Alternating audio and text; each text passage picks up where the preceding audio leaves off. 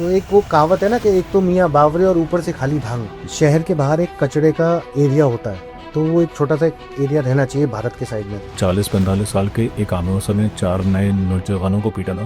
मेरे को लगा देश सुरक्षित था। तो स्पाइस जेट ने प्रोपोगेंडा किया against the army, against army officers. आपके पास जब एक्सेस थी सीसीटीवी फुटेज की, तो आपने उतना ही क्लिप क्यों डाला which shows army in a bad light?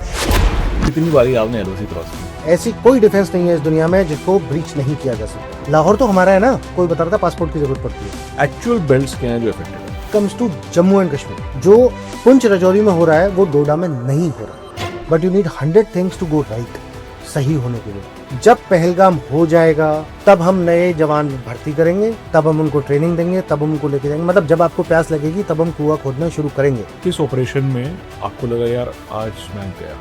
राष्ट्रीय राइफल्स है इसलिए कश्मीर है। बिना अफस्पा के फौज काम नहीं कर सकती। कल चीफ साहब ने बोला था कि उनका बचपन का सपना था सरगोदा जाने का, तो सरगोदा तो पहुंच गए अपने सक्सेस। मतलब वो नहीं पहुंचे तो चलिए बॉम्ब तो पहुंची, सामान तो पहुंच ही गया। हमारे मेहमान जो आते थे वहाँ पे, जिनकी आप अच्छी मेहमान नवाजी करते थे, how motivated and how well trained थे। जो पिल्ला कैटेगरी है उनको तो घंटा कुछ नहीं आता। वहाँ का जो इकलौता निशान है Haider Pakistan Kargil war, it was on the recommendation of RC. धर्म वो निभाएगा जिसका कोई धर्म हो, जिसका धर्म ही नहीं है वो धर्म निभाएगा कहाँ से? आपको खुद ये फीलिंग आई है कि आपने जैसे किसी को मारा हो, आपकी उसके प्रति जो भी हेट्रेड या जो भी जोश था वो एकदम शांत हो गया? मैंने सुना वो लोग अच्छे नहीं होते। मेरे को सारे मरे हुए मिले। मैंने 2-3 से सवाल भी पूछे, पर मरने के बाद साले बोलते ही नहीं है। तुम उसको बिठा के उसको बोलते हो साले पैंट उतार, देखा तेरा धर्म क्या है, और फिर उसके सिर में गोली मारते हो आप। तुम्हारा देश घटिया होगा, हम थोड़ी है। अगर मैं आपकी जगह होता ना, शायद मेरा गुस्सा तो I don't know if I am right in saying that और I am saying it because I have not gone through the training that you have gone. What is the level of intelligence जो उनको आपके बारे में बताती है? मैं नाम नहीं बताऊंगा सर का। उनके साथ एक सीरियस इशू आ गया था। एक टेररिस्ट रेडियो सेट पे आके उनको बताता है कि सर ऐसा ना हो कि दिल्ली में आपकी बेटी जो इस क्लास में पढ़ती है वो स्कूल बस से स्कूल तो जाए पर लौट के घर ना आ पाए। आर्मी या सीआरपीएफ का जवान जा रहा है मेन कश्मीर में, ये क्या वाकई में इस तरीके से हैरेस किया जाता था एक यूनिफॉर्म सोल्जर को, और हम कुछ नहीं कर पाते थे? स्टोन बिल्डिंग बंद क्यों हुई? जब ऐसा प्रोपोगेंडा चलता है, does it really affect you और यू आर लाइक मुझे कोई परवाह नहीं, I am so battle hardened? Media propaganda आपके against, human rights, certain lobbies, international lobbies, इन सब नेगेटिविटी के बावजूद कुछ पॉजिटिव हुआ अच्छा वहाँ की आवाम ने आपके साथ जो आपको बहुत अच्छा लगा? कभी हनी ट्रैप नहीं हुआ आपका ड्यूरिंग दी ऑप्स और during those times? Did you feel that somebody was trying to do that? हमारे सामने दुश्मन होता है, वी शूट टू किल। मैंने नमक खाया है, रोटी खाई है इंडियन आर्मी की, मुझे पता है अंदर क्या है। पाकिस्तान रहना चाहिए, जरूरी है।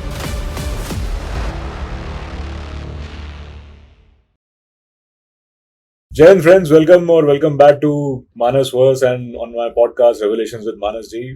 मेरे साथ आज एक ऐसी शख्सियत है जिनसे जब मैं मिला तो मेरे को था कि ये तो सिर्फ सोल्जर रहे हैं, बट क्या क्या नहीं किया। Major L S. Chaudhary, welcome to the show. Thank you sir. Thank you Manas. So आपने IHM किया, आपने NDA किया, आपने GMAT दिया, आपने MBA किया, आपने UPSC दिया, आपने फौज में एनकाउंटर किए, और आज आप कॉर्पोरेट वर्ल्ड में एनकाउंटर भी हो रहे हैं आपके, राइट? कुछ करना बाकी है? ओह बहुत कुछ। फ्रांस के एक राजा होते थे, if I am not wrong, Louis 14। तो उनने शादी वादी करी और शादी करके तुरंत ही थोड़े दिन में ना, सॉरी, एक एडवेंचर शादी भी की। हाँ सो ये बताना नहीं था यार। चलो गो अहेड, नो प्रॉब्लम। सो लुई 14 उन्होंने शादी वगैरह की, और शादी वगैरह करके उन्होंने अपना जहाज का बेड़ा वेड़ा वो पूरा ना फ्लीट उठाया एंड ही सेल्ड आउट। तो जब वो सेल आउट कर रहा था उसकी बीवी ने रोका। उसकी बीवी ने कहा यार अभी मतलब what kind of a guy you are, अभी कल परसों हमारी शादी हुई है और तू अभी जहाज वाज लेके तू भाग रहा है, अब कब आएगा पता नहीं। किससे भाग रहे थे वो तो बाद में पता चलेगा, but the point here was, उनसे पूछा तू फिर भाग रहा है व्हाई? तो उसने कहा there is a long long way to go and there is lots left to know. तो जिस आदमी के अंदर वो क्यूरियोसिटी वाला कीड़ा होता है ना, वो रुकता नहीं है। और मुझे ऐसा लगता है कि भगवान ने हमें जन्म के साथ ही हाथ पैर दिए, तो अगर वो चाहता कि हम वहीं रुके रहें तो वो हमें पेड़ बनाता। उसने इंसान बनाए इसलिए कि go out, explore, learn. And मैं बिलीव मी, मैं रोज देखता हूं कि जो डेली की आम जिंदगी भी है ना, उसमें भी इतना कुछ नया हो रहा है। Every day there is new. तो मतलब कैसे रुक जाऊं? तो सर एक बात बताओ, जब आप ऑपरेशंस करते हो राइट, तो उसमें सबसे बड़ा सक्सेस के लिए फैक्टर क्या होता है? लक, ट्रेनिंग, एमोनेशन, पूजा पाठ, क्या? देखो, operation is like a dish, ठीक है? कोई भी कुजीन में कोई डिश होती है, तो वो डिश में कोई एक एलिमेंट नहीं होता, इट्स अमालगमेशन ऑफ एवरीथिंग। तो आपकी ट्रेनिंग, आपके वैल्यूज, आपके दिल में मतलब योर इच्छा शक्ति जिसको बोलते हैं कि मतलब मैं करके आऊँगा। एंड मुझे ऐसा लगता है कि लक, भगवान बहुत बड़ा रोल प्ले करते हैं। आप सोचिए कि आप एक ऑपरेशन के लिए जा रहे हैं, आप 2 मिनट स्लो हो जाओ या दुश्मन 2 मिनट फास्ट हो जाए, it will change the complete care, it will change everything, right? तो एवरीथिंग, तो वो मेरे को लगता है कि लक फैक्टर जरूर होता है। आप सोचिए ना, दुश्मन को किसी एक जगह से आना है, वहां से आके उसके पास ऑप्शन है 4 रास्ते लेने का, आपको फौज भेजनी पड़ेगी चारों रास्ते कवर करने के लिए, आप चारों रास्तों पे स्टॉप्स लगाओगे। अब वो किस पे आ रहा है? वो आपकी किस्मत। वो आपसे पहले गोली एक्यूरेट चला रहा है कि आप एक्यूरेट चला रहे हो। It's not just training. Training ने आपको सिखा दिया कि सही तरीका क्या है, पर जब आप उसको एग्जीक्यूट कर रहे होते हो ग्राउंड पे, आप दुश्मन की तरफ गोली चलाना चाहते हो, आप फायर करते हो, आपकी फायरिंग पे नहीं टूट जाए, क्या करोगे? तो मुझे ऐसा लगता है कि लक का भी बहुत बड़ा फैक्टर होता है, लेकिन लक भी उसी के साथ होता है जिसने ट्रेनिंग अच्छे से करी होती है, जिसको नॉलेज होती है, जो अपने डिटेल में गया होता है, जिसने ढंग से प्लान करा होता है। तो if you want that luck to favour you, पहले अपना होमवर्क करके जाओ यार, तभी होगा। अगर आप पढ़ के गए एग्जाम देने और आपकी पढ़ाई में से क्वेश्चन आया या नहीं आया, हो सकता है वहां पे लक का फैक्टर होगा, पर आप कुछ पढ़ के ही नहीं जाओगे तो फिर तो आपके पढ़े हुए में से क्वेश्चन आ ही नहीं सकता ना। So it is something like that. तो मुझे लगता है कि हाँ, होता है, क्योंकि बहुत बार ऐसा हुआ कि जब मर जाना चाहिए था, वहां से हम हंसते मुस्कुराते हुए वापस आ गए। तो आपके साथ 5 बार ही हुआ, 6 बार ही हुआ? क्योंकि मैंने पढ़ा आपके बारे में, ऑपरेशन की आपकी किस्मत काफ़ी एडवेंचरस रही या लकी रहे? मैं इसको लक मानता हूँ। देखिए, होता क्या, आप जब भी कभी एक ऑपरेशन में जाते हो, जहां भी कॉम्बैट हो रहा है, आपको हमेशा रिस्क है। मरने में सेकंड्स भी नहीं लगते, right? So you just need one thing to go wrong, but you need 100 things to go right, सही होने के लिए। तो वहां पे वो वाला एक एलिमेंट आ जाता है। तो आप जब भी ऑपरेशन जा रहे हो, तो एक माइंड में होता है कि हाँ, हो सकता है मैं अभी वापस नहीं आऊंगा। तो ये तो माइंड में आता है। कैसे प्रिपेयर करते हो उसके लिए? अपनी ड्यूटी पे फोकस करो, फेलियर से ध्यान हट जाएगा। आप अपने ऑपरेशन की जब प्लान कर रहे हो, सी मेरा कॉन्सेप्ट है, जब मैं इसके बारे में सोचते हो उस टाइम पे जब प्लान कर रहे हो? नहीं, दूर दराज से सिर्फ अपनी ड्यूटी और कुछ नहीं। And duty by duty what I mean is, मुझे आज इस ऑपरेशन पे जाना है, मेरा पूरा फोकस सिर्फ उस ऑपरेशन पे है, मेरा और किसी चीज पे नहीं हो। उसमें आप पूरी डिटेल में घुसोगे? उसमें पूरी डिटेल में घुसेंगे।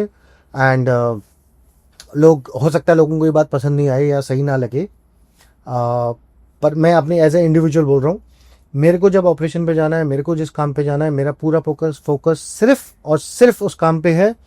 मुझे उस टाइम पे ना मेरे को फैमिली याद आ रही, गर्लफ्रेंड, बॉयफ्रेंड, भाई बहन, कोई मम्मी पापा, कोई याद नहीं आता, सब बाद में याद आते हैं।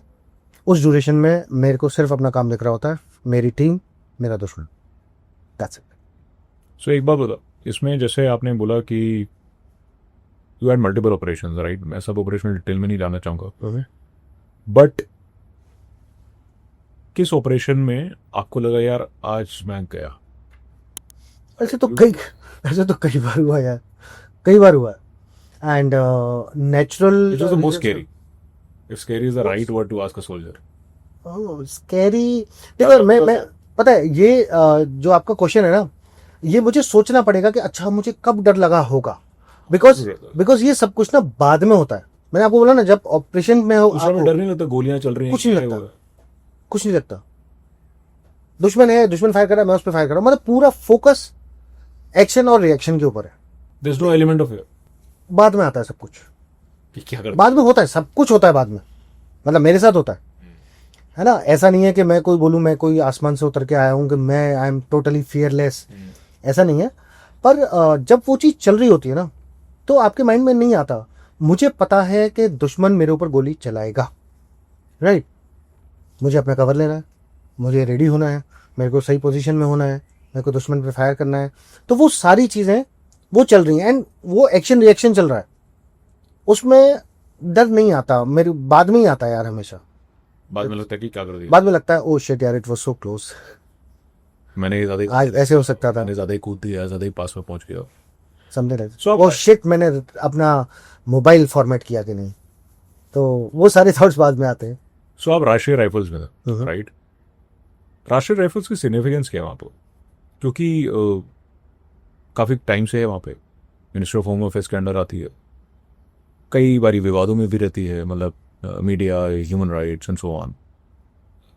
क्या सिग्निफिकेंस है राष्ट्रीय राइफल्स, क्यों ज़रूरी है इन स्पाइट ऑफ इतनी डिप्लॉयमेंट आर्मी की? राष्ट्रीय राइफल्स है इसलिए कश्मीर है, डंके की चोट पे बोलता हूँ। राष्ट्रीय राइफल्स की जो मैन पावर है वो फौज से ही आ रही है, कोई बाहर से कोई बाहर से इम्पोर्ट नहीं कर रहा है। जब आप ऐसे बात बोल रहे हो कि राष्ट्रीय राइफल है, तो आपको नहीं लगता कि आप उसको बाकी फौज के यूनिट से भी ऊपर दर्जा दे रहे हो? सबसे ऊपर बोल्डली, कॉन्फिडेंटली, रिस्पॉन्सिबली। कैसे, समझो। सबसे पहले मैं आपको एक चीज बताता हूँ, क्योंकि आप पहले कह रहे थे टीम वर्क, ये सब फलाने ढंग। हाँ, तो राष्ट्रीय राइफल्स के अंदर टीम वर्क है ना हमारा। एग्जैक्टली, लेकिन अब आप बोल रहे हो कि सबसे ऊपर वो है। अरे यार घर में 4 बेटे हैं, किसी को तो आप अच्छा बोलोगे सबसे, चलिए ठीक है, इसका मतलब ये नहीं है कि बाकी खराब है। करेक्ट, मैं मान गया, है ना। वो 5 पांडव थे ना, सबकी अपनी अपनी क्वालिटीज थी। तो अर्जुन अगर सबसे अच्छा तीर चलाता था तो इसका मतलब ये नहीं है कि सहदेव सबसे अच्छी तलवार नहीं चलाता था। Correct. So you have to understand that way. दूसरा, मैं राष्ट्रीय राइफल से हूँ, तो मैं तो सबसे पहले उसी वो तो रोमांस है ना। Now coming back to the facts, factual, एक इन्फेंट्री बटालियन आती है that is for conventional infantry warfare, ठीक है। एक जम्मू कश्मीर पुलिस है, तो जम्मू कश्मीर पुलिस उन्होंने सिटी में गजब का काम किया है। मतलब आज अगर आप मेरे से बोलो ना कि हिंदुस्तान के अंदर अगर किसी एक स्टेट की पुलिस को मैं आंख बंद के बोलूं, बंद करके कि दे आर दी बेस्ट, तो मैं बोलूंगा जम्मू कश्मीर पुलिस। उसके बाद सीआरपीएफ, बीएसएफ, आईटीबीपी, इतनी सारी फोर्सेस, एक से एक गजब की फोर्सेस है। जो सीआरपीएफ नेक्सल एरिया में कर रहा है, हैट्स ऑफ टू देम, गजब का कमाल का काम कर रहे हैं यार, वो कोई कंपैरिजन नहीं है। But when it comes to Jammu and Kashmir, एक इकलौती ऐसी फोर्स है जो सिर्फ इसी काम के लिए प्रिपेयर करी गई, CIGD, that too only in Jammu and Kashmir. आप समझो, हमारे जो डिफरेंट फोर्सेस हैं, kilo force, Victor force, Delta force, Romeo, तो वो अपने एरिया के स्पेसिफिक मास्टर्स हैं। ये सारी आरआर की पार्ट है। आरआर के डिफरेंट फोर्सेस हैं। हर फोर्स अपने एक स्पेसिफिक एरिया में ऑपरेट कर रही है, अपने एक स्पेसिफिक तरीके से। मैं आपको बता दूं कि नॉर्थ कश्मीर का सिटी साउथ कश्मीर के सिटी से डिफरेंट है।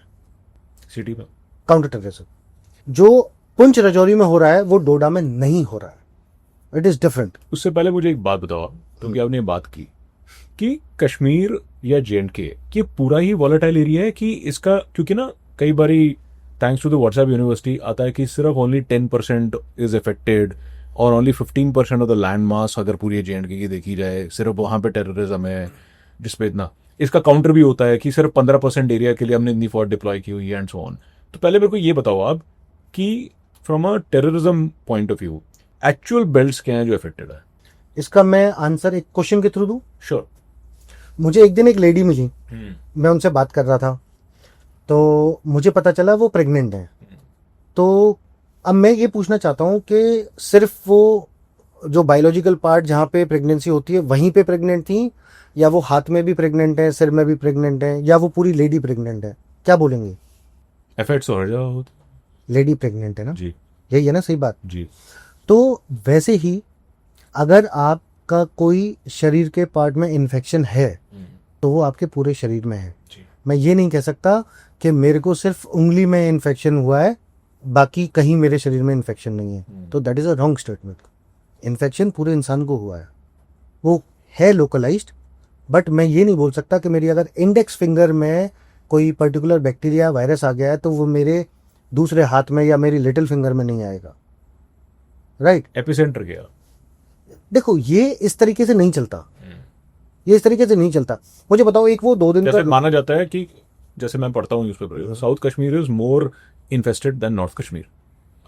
और इस फाइल अगर हम जे.एंड.के स्टेट की बात करें, लद्दाख वाज एब्सोल्युटली पीसफुल।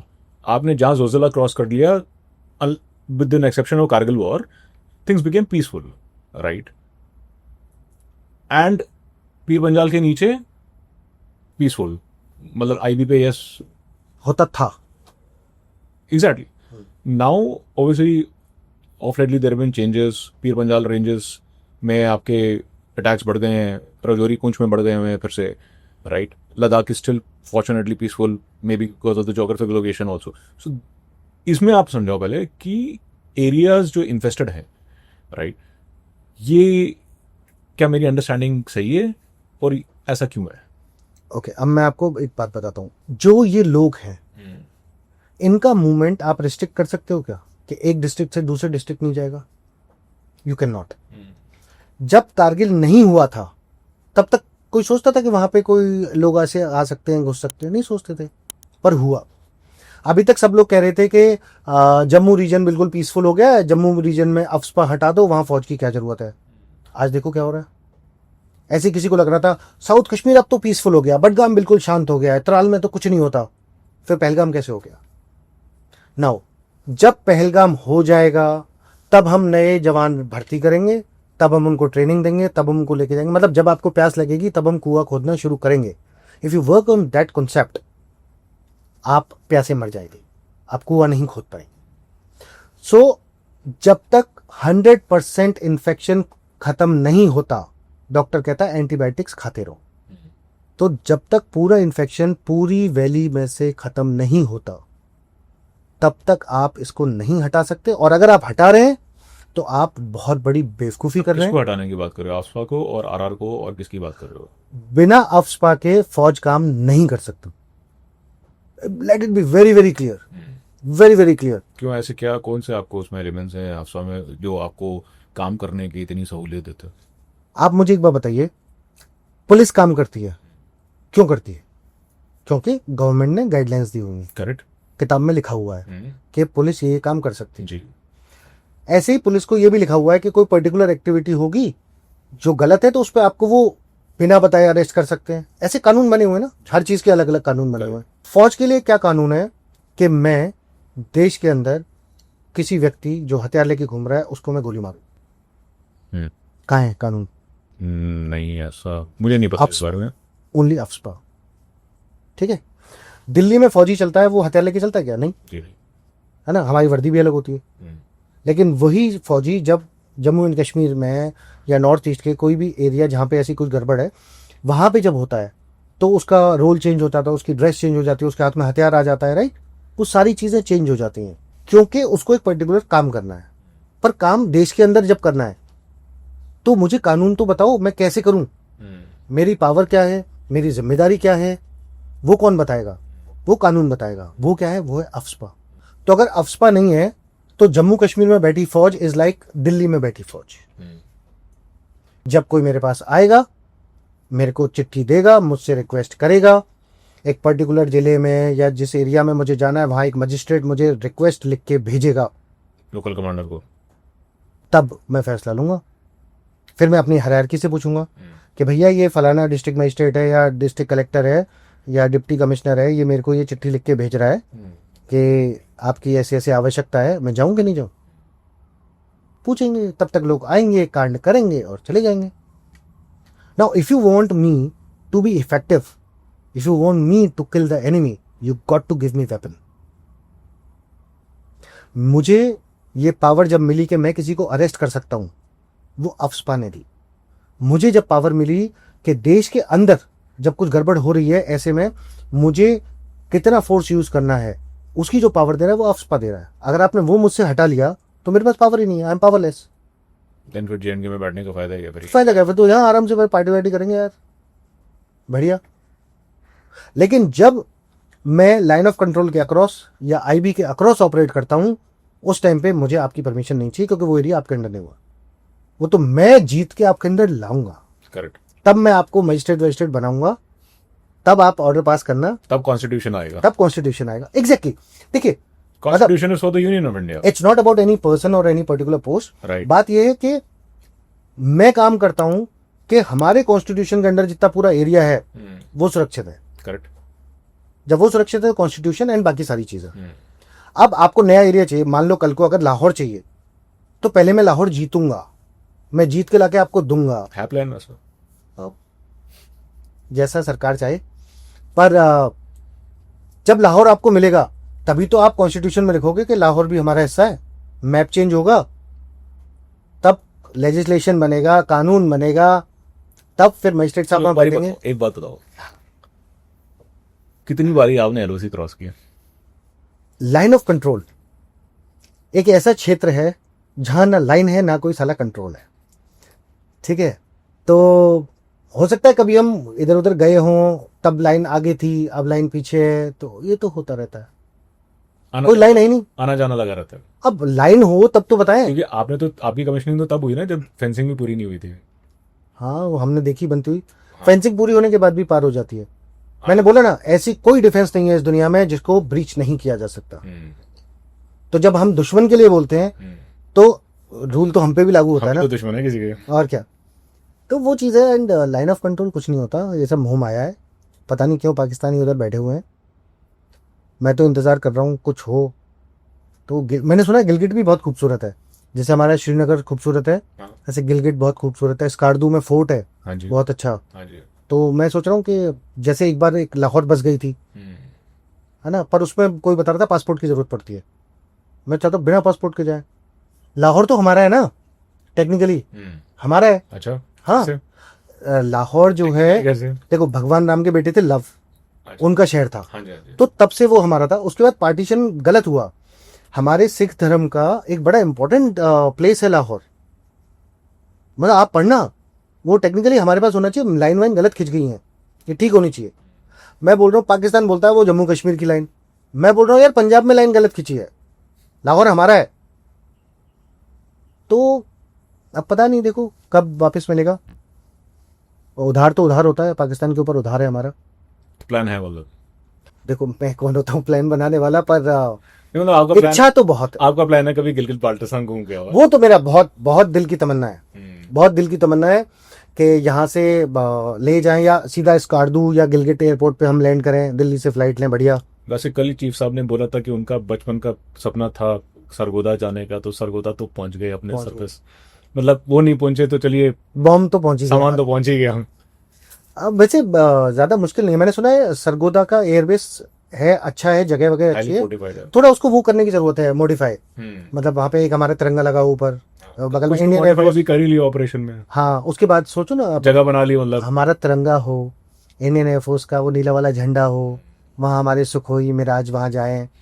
नहीं, वहाँ वाली जहाज भी कब्जे हो जाए तो बुरी बात नहीं है। हाँ, उनके पास वो F-16 पड़े हुए हैं और वो J-10 वगैरह कौन से हैं वो चाइनीज, वो सब पड़े हुए हैं। सामान पड़ा हो। वी डोंट माइंड, मिलता है तो अच्छा है। हाँ, प्रैक्टिस करने के लिए पता, मतलब क्या फायदा है एक मिराज दूसरे मिराज के साथ प्रैक्टिस कर रहा है। खैर वैसे जोक सपाट, पाकिस्तान रहना चाहिए, ज़रूरी है। अच्छा, हाँ, एंड आई थिंक जितने भी लोग जो अच्छे नॉलेजेबल लोग हैं वो मानेंगे ये बात को। Pakistan is very important.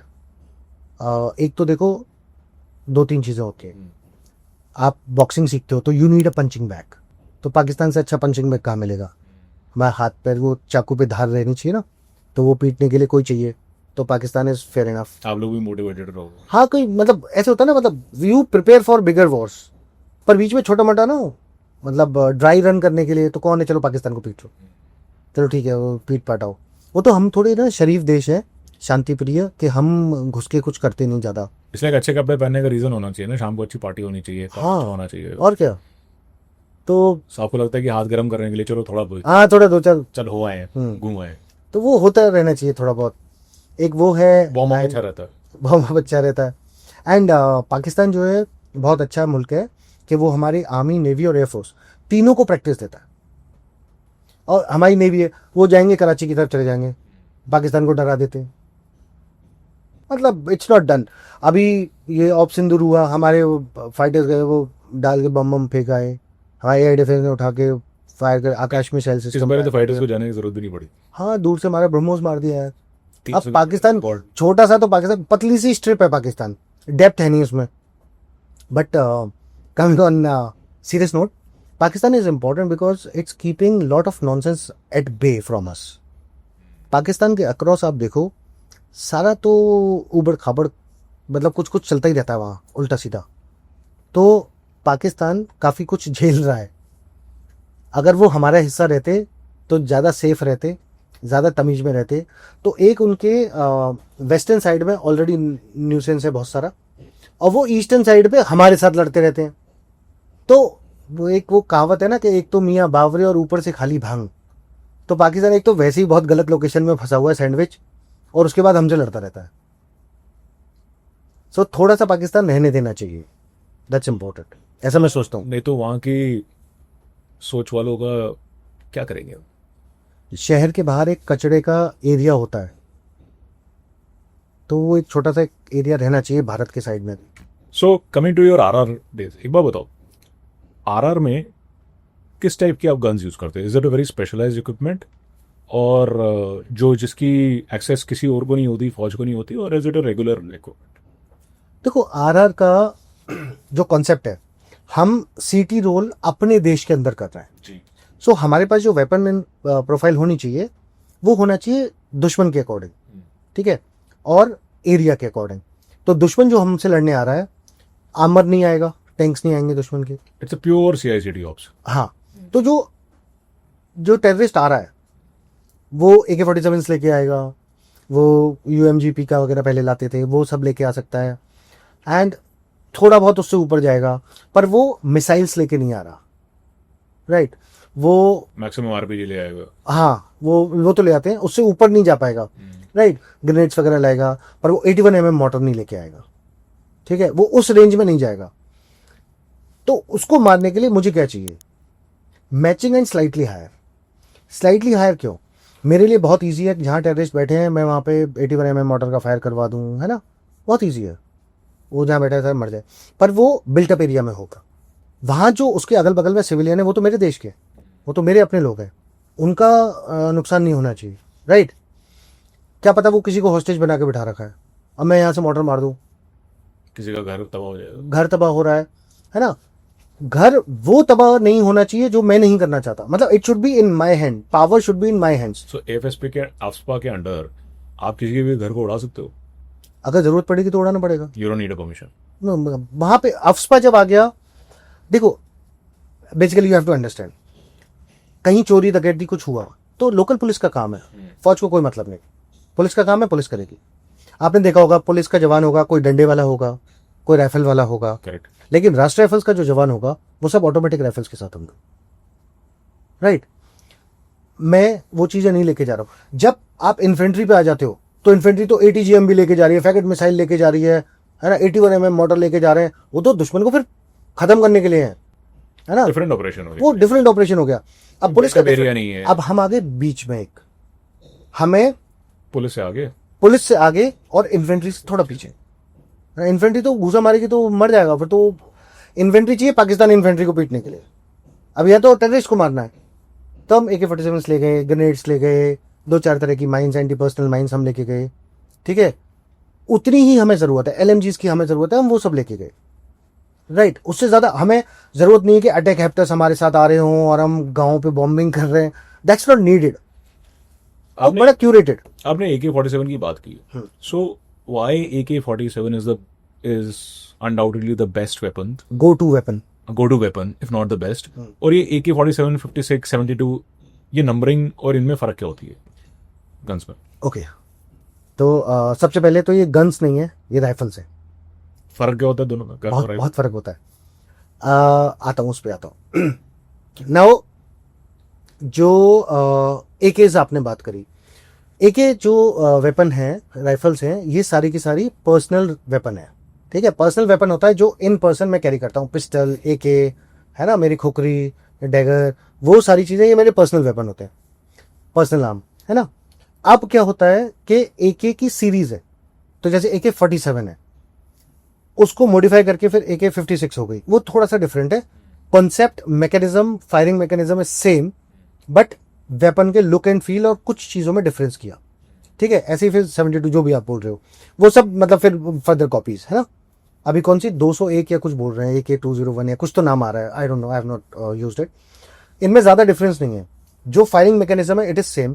जब मोटा एक डिफरेंस बताता हूँ जस्ट टू क्विकली आइडेंटिफाई कि 47 है कि 56 है। आप कोई भी वेपन देखोगे सबसे पहले उसका बैरल दिखता है आपको, मजल। AK-47 का जो मजल होगा उसमें एक चीज लगी होगी छोटी सी, ऐसे गोल कटा हुआ। सो दैट इज जो बाहर है वो it's not circular, it's slanted, chipped. हाँ चिप्ड। आप देखोगे वो AK-47 है, that part is called compensator. ठीक है, जो AK-56 होगी उसका बिल्कुल राउंड होगा, इट विल बी, जो सामने मजल है उसका बिल्कुल राउंड होगा, गोल। ये आप पता कर लोगे। दूसरा AK-47 का जो फोल्डेड बट है वो साइड में फोल्ड होता है, सही नहीं बोल और AK-56 का नीचे से होता है। ठीक है, और easy to pack. Which one? AK-56 personal choice. मुझे AK-47 ज़्यादा पसंद है, और VZ वो बहुत पसंद है। VZ में फिक्स बट यूज़ करता था, एंड जो मेरे पास थी, यूज़ करता क्या मतलब जो सरकार ने थी, एंड M5 भी यूज की। थोड़ा छोटा मोटा, मतलब वो स्पेशल फोर्सेस यूज़ करते हैं। तो जैसे टेवॉर है, तो टेवॉर मैंने यूज़ करी है, but it's not my personal weapon, वो स्पेशल फोर्सेस यूज़ करते हैं। और मुझे मौका मिला स्पेशल फोर्सेस के साथ, तो बोला आन दो। फेवरेट गन कौन सी ले जाओ? Favourite rifle AK-47। Why?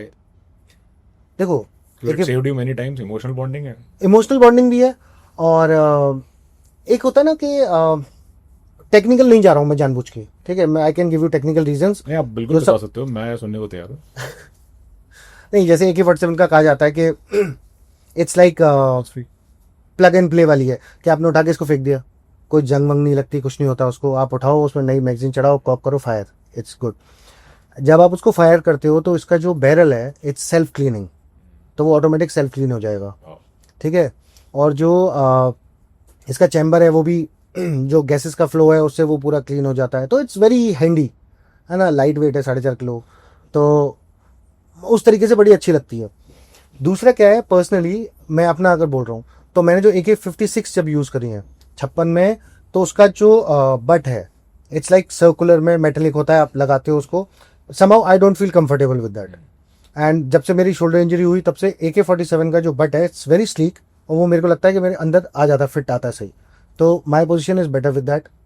दूसरा, मैंने यूज सबसे ज़्यादा AK-47 करी है, तो शायद वो भी एक फैक्टर है कि जब हम जो बाहर से लोग आते थे, विदेशी लोग हमारे एरिया में, तो जैसे वो कैरी करते थे हम उनकी तरह कैरी करने लग गए थे। Fight the enemy like the enemy. तो उस टाइम पे मुझे लगा कि इट वॉज वेरी हैंडी कि आपने स्लिंग करके सिंगल स्लॉट में लगा रखा है आपने, एंड उसको एकदम से जब आप मूव करते हो, you pick up the weapon, तो फोल्डेड बट को फोल्ड ना भी रख के, you have the extended butt and it's in your shoulder, तो पूरा स्लीक रहता है। आपने टक से उठाया and you are ready to fire, so immediately you can fire in a fraction of second. This you learn from people coming from across. हाँ, अब जो आ रहा है कुछ देने तो ले लो, जो कुछ मिलता है, तो ज्ञान भी ले लो। पर एक बात बताओ, जो आपके मेहमान, हमारे मेहमान जो आते थे वहाँ पे, जिनके आप अच्छी मेहमान नवाजी करते थे, right, how motivated and how well trained थे? उनका प्राइमरी सोर्स ऑफ मोटिवेशन क्या होती? मैं बताता हूँ। शेल्फ लाइफ तो होती नहीं, कट से आपकी आप भगत। देखो, इसमें ना अभी मल्टीपल एस्पेक्ट्स आ जाते हैं। Motivated, very motivated, very motivated. उनको लगता है कि हम राक्षस हैं, हमारे वो ऐसे सींग विंग निकले हुए हैं। आपके? हाँ, ह्यूमन आर्मी के? हाँ, वो ऐसे सोचते हैं कि हमारे ऐसे हॉर्न्स निकले हुए हैं, हमारे तो दांत बड़े बड़े होंगे, खून ऐसे गिर रहा होगा, हमारे खा जाते होंगे उन लोगों को। अच्छा इंप्रेशन वैसे। हाँ, तो वो ऐसा सोचते हैं, and nothing wrong, they should fear us, they better fear us. And फिर वो आते हैं तो उनका मोटिवेशन तो बड़ा ही होता है कि जैसे हमने बड़ा कुछ, कोई हम पाप कर रहे हैं यहाँ पे बैठ के, और वो हमसे लड़के कुछ सुधार कर लेंगे, पहली चीज ऐसा वो सोच के आते हैं। तो मतलब that is fed into them, totally brainwashed, and many times they are high on drugs. ठीक है, ड्रग होते बहुत सारे। अब बात करते हैं, आपने जो पूछा training aspect, how good fighters they are, आता हूं। तो मोस्ट ऑफ दीज गाइस जो आते हैं उनमें एक certain percentage of people is trained, लेकिन ज़्यादातर वो फुद्दू ही होते हैं, ठीक है। वो एक दिन लड़ लेंगे, 2 दिन लड़ लेंगे, उसके बाद फिर वो भागने की कोशिश कर लेंगे या पहले ही भागने की कोशिश करेंगे, तो उस टाइप का उनका रहता है। मैंने जनरली देखा है जो लश्कर वाले आते हैं ये काफ़ी अच्छे ट्रेंड होते हैं, और अभी काफ़ी सारे जो लोग आ रहे हैं वो रिपीटर्स आ रहे हैं। तो बेसिकली क्या हो रहा है, नया जो कैनन फॉडर जो था वो आ नहीं रहा है, नए कश्मीरी लड़के नहीं जा रहे हैं, वो ब्रेन वॉश नहीं हो पा रहे हैं। पुरानी जान पहचान वाले आ रहे हैं। तो हाँ, वो लोग आ रहे हैं, घूम घूम के आ रहे हैं, जा रहे हैं, तो इनका नंबर जो है बहुत डिप्लीट हो गया है। पहले क्या था, जो हमने जो देखा कि 1-2 बंदा आएगा, वो अपने आप को साले गाजी बोलते हैं, ठीक है, 2-4 बार इधर उधर आके चले गए, है ना, दोज वंस। तो वो आएगा तो वो 2 ये आ रहे बड़े वाले, और उनके साथ 10 ये टॉमी पीछे पीछे आ रहे हैं, पिल्ले, है ना, वो आ रहे होते। तो वो जो पिल्ला कैटेगरी है उनको तो घंटा कुछ नहीं आता, ठीक है, दे नो नथिंग, और ना वो लड़ पाते ज़्यादा। लेकिन जो ये ट्रेंड वाले हैं, इसमें कई बार पाकिस्तान आर्मी के पर्सनल आते हैं, तो वो दिखा देते हैं यार कि हमारा रिटायर्ड ऑफिसर है, हमारा रिटायर्ड एसएसजी कमांडो है, रिटायर्ड है साहब, हम क्या करें। अगर if it comes to that stage कि बिल्कुल हमने पिन पॉइंट कर दिया, वैसे पाकिस्तान मानता नहीं है, हमने आई कार्ड्स भी दिखाए हैं, हमने डॉक्यूमेंटेशन भी दिखाया है। कारगिल में हमने सब देखी है हाँ, उनकी आर्मी। कारगिल के अलावा भी, कारगिल में तो था ही यार। देखो, आप स्टिंगर मिसाइल मार रहे हो, आप फौजी हो यार, 12.5 mm की तुम राउंड फायर कर रहे हो, मशीन गन लेके बैठे हो, तुम फौजी हो, there is no bloody doubt about it. LMG also, LMGs थी, मोटर्स। ठीक है, हाँ यार, पाकिस्तान ऑर्डिनेंस फैक्ट्री का एमुनिशन यूज कर रहे हो, Correct. ग्रेनेड यूज कर रहे हो, कहाँ से आ रहा है। इनफैक्ट हमारे ही एक रेजिमेंट ने, मतलब courtesy the character of the Indian army, वहाँ का जो इकलौता निशान है Haider, Pakistan Kargil war base, it was on the recommendation of RC का। हाँ, और उन्होंने उस टाइम भी उन्होंने ऑन नहीं किया था। हम ऐसा करते हैं, हम ऐसा करते हैं, और ये प्रोफेशनल आर्मीज का कल्चर होता है। पर ये तब है ना जब आप फौज से लड़ रहे हो।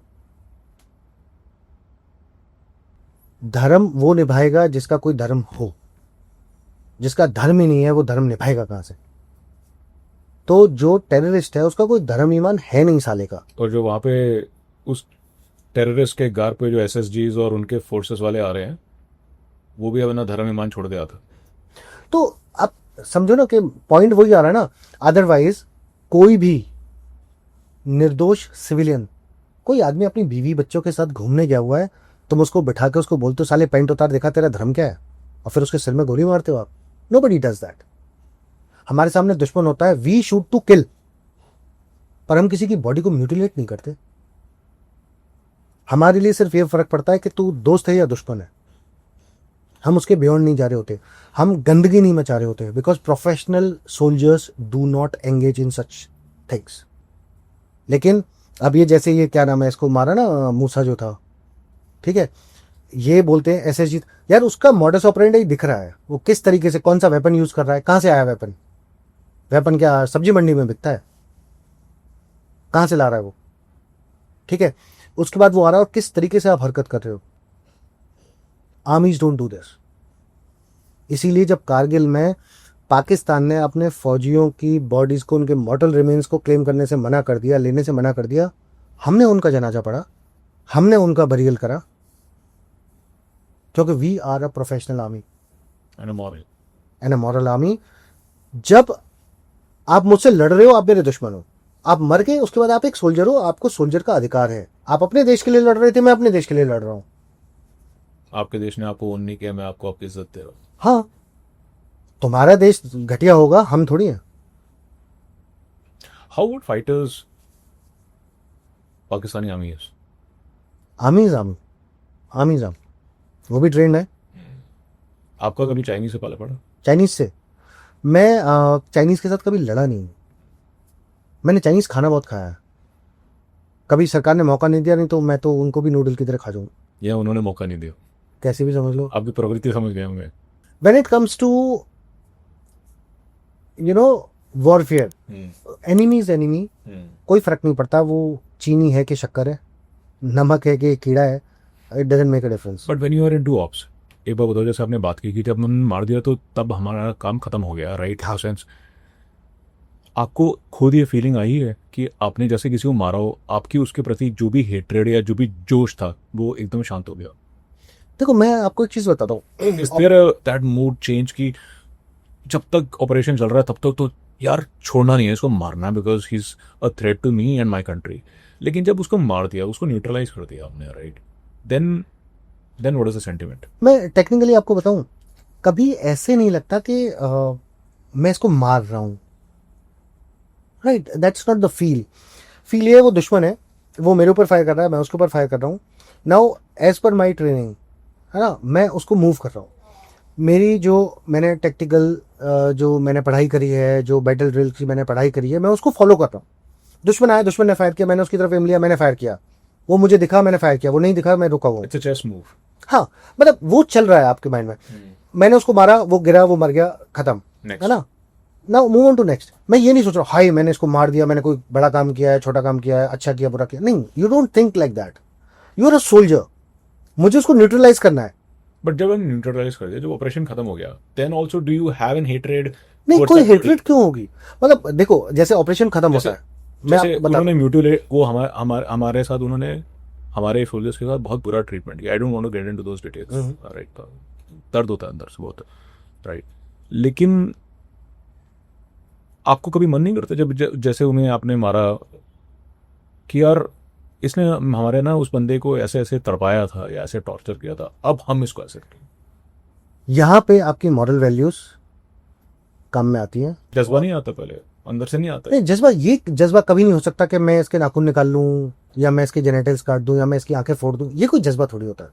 This is brutal, this is. तो अंदर से वो आक्रोश नहीं आता? एक गोली मारी, वो एक गोली में मर गया ना, खत्म करो भाई। What if you capture them alive? नहीं, आप सुनो, What if you capture them alive? आपको लगता नहीं ये बदला लेता? कैप्चर देम अलाइव, हाँ, ये क्या होता है? मैं इस बारे में कुछ नहीं जानता। मुझे ये पता है, एक गोली एक दुश्मन। तो कई बार गोली ज़्यादा भी चल जाती है क्योंकि जगह कम होती है, दिख नहीं रहा होता है, एम नहीं बन रहा होता है। और एक बार दुश्मन को मार दिया, देन उसके बाद मैं जाऊँगा उसको चेक करूँगा। मतलब वो जो आतंकवादी आते हैं, ये मैंने मारा, तो there is a process that we follow कि वो मर गया। उसके बाद मैं इंश्योर करता हूँ कि वो मर गया है। फिर उसको चेक किया जाता है, कोई एक्सप्लोजिव तो नहीं लगा, कोई आईडी वगैरह तो नहीं उसने लगा ली मरने से पहले। बहुत सारे ऐसे इंसिडेंट्स हुए हैं जो बाद में कैजुअल्टी हो जाती है। उसको हम चेक करेंगे, उसका सामान, इक्विपमेंट सब चेक होता है, सबकी लिस्ट बनती है। लिस्ट बनने के बाद हम पुलिस को हैंड ओवर करते हैं, कभी ये लो, पुलिस उठा के उसको गाँव वालों को दे देती है कि जाओ हड़ताल करो। खैर, let's not get there. But मार दिया, खत्म। मैं कान अगर काट लूंगा या उसकी आंख निकाल लूंगा तो how does it reflect anything? मतलब मेरी क्या बहादुरी है उसमें? आपने कभी कोई लाइव टेररिस्ट नहीं पकड़ा? लाइव टेररिस्ट, मैंने सुना वो लोग अच्छे नहीं होते। मेरे को सारे मरे हुए मिले। मैंने 2-3 से सवाल भी पूछे, पर मरने के बाद साले बोलते ही नहीं है। क्योंकि पता नहीं, मुझे लगता है कि अगर मैं आपकी जगह होता ना, फॉर्चुनेटली अनफॉर्चुनेटली मैं उस इतना काबिल नहीं हूँ कि आपकी जगह था या होता, पता नहीं। शायद मेरा गुस्सा तो मॉरल सुसाइड पर रखो। I don't know if I am right in saying that, और I am saying it because I have not gone through the training that you have gone through. देखो, मैं आपको एक चीज बताता हूं, गोली तो कोई भी चला सकता है। किसी को भी हथियार पकड़ा दो, गोली कोई भी चला सकता है। लेकिन गोली कहाँ चलानी है, कब चलानी है, किस पे चलानी है और कितनी चलानी है, ये सब को गवर्न करते हैं नियम कानून जो फौज के होते हैं। You can not go बर्सर। हम ऐसे ही नहीं फायर कर सकते, राइट? यहां पे सोल्जरिंग काम आते हैं, यहां पे डिसिप्लिन काम आता है। जब बोला फायर तो फायर, जब बोला सिंगल शॉट तो सिंगल शॉट, जब बोला बर्स्ट तो बर्स्ट, जब बोला स्टॉप स्टॉप। यही तो फौज है, यही तो फौज है। यही आप सोचो ना कि जो लोग, भारत एक बहुत इमोशनल और एक ऐसा देश है जिसमें हजारों साल से वैल्यूज चली आ रही हैं। हजारों साल से लोग, अभी बड़े बड़े देश हैं वो बातें करते हैं, वो तो एग्जिस्टेंस में ही नहीं थे जब हमारे यहाँ बड़े बड़े ग्रंथ लिखे जा रहे थे, राइट? तो मैं जब कुछ भी करता हूँ, मेरा परिवार भी पीछे है, मेरे यार दोस्त भी पीछे हैं, सब मुझसे कनेक्टेड हैं। अगर मैं ऐसा कोई गंदा काम करता हूँ तो क्या मैं किसी से नजर मिला लूंगा?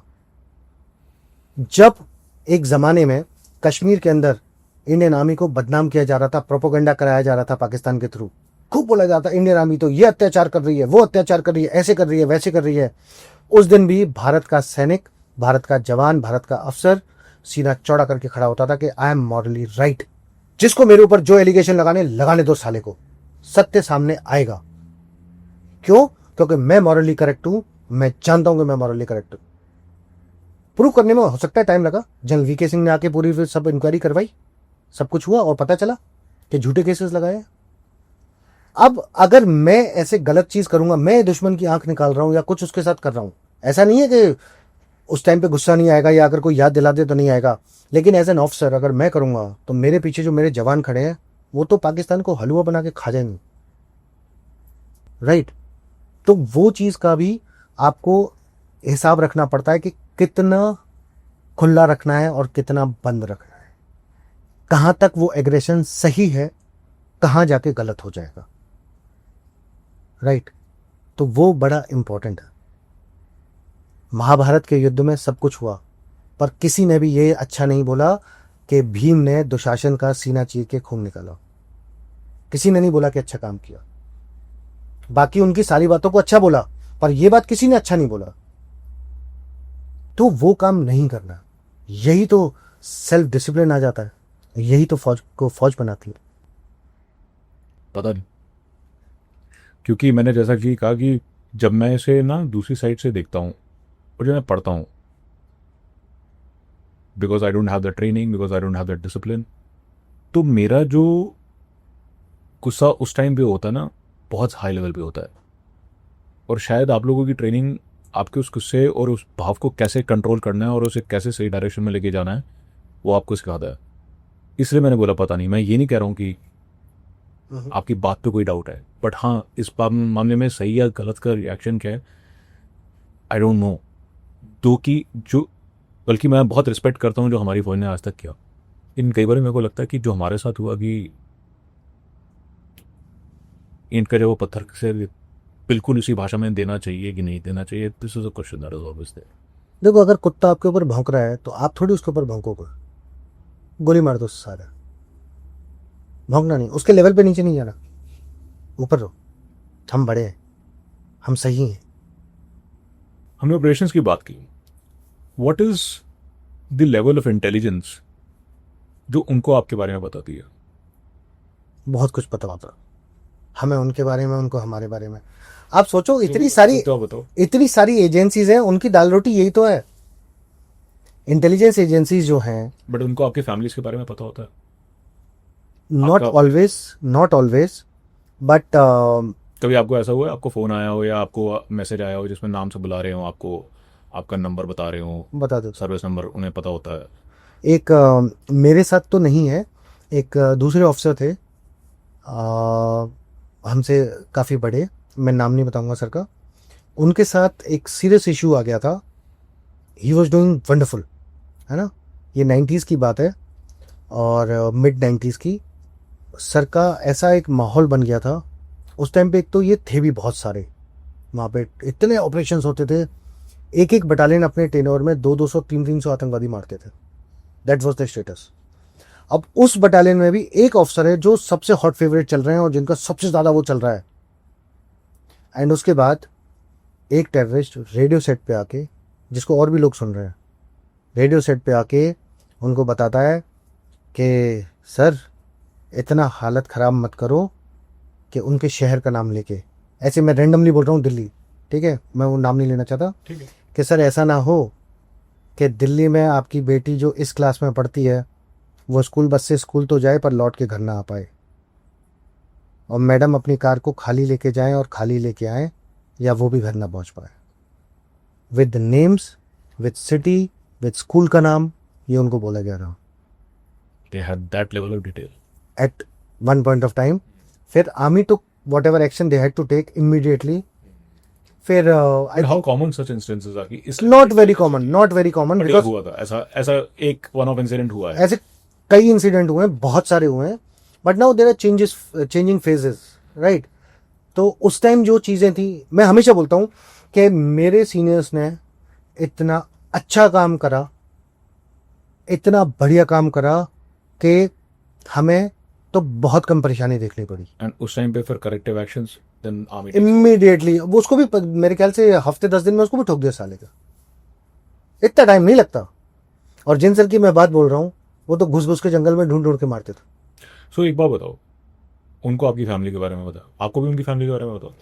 Not always. देखो, अब हर कोई कीड़े मकोड़ी का खानदान थोड़ी देखते रहेंगे यार किसका क्या है, पर जो इंपॉर्टेंट है उनका पता रहता पता होता है. And do you interrogate or trouble their families? है. Never. We talk to them, we interview them, we talk to them. हम बात करते हैं. मैं तो कितने सारे मैं क्यों नहीं इंटेरोगेट करते हो आपके पास? देखो इंटेरोगेशन थोड़ा शब्द अलग होता है.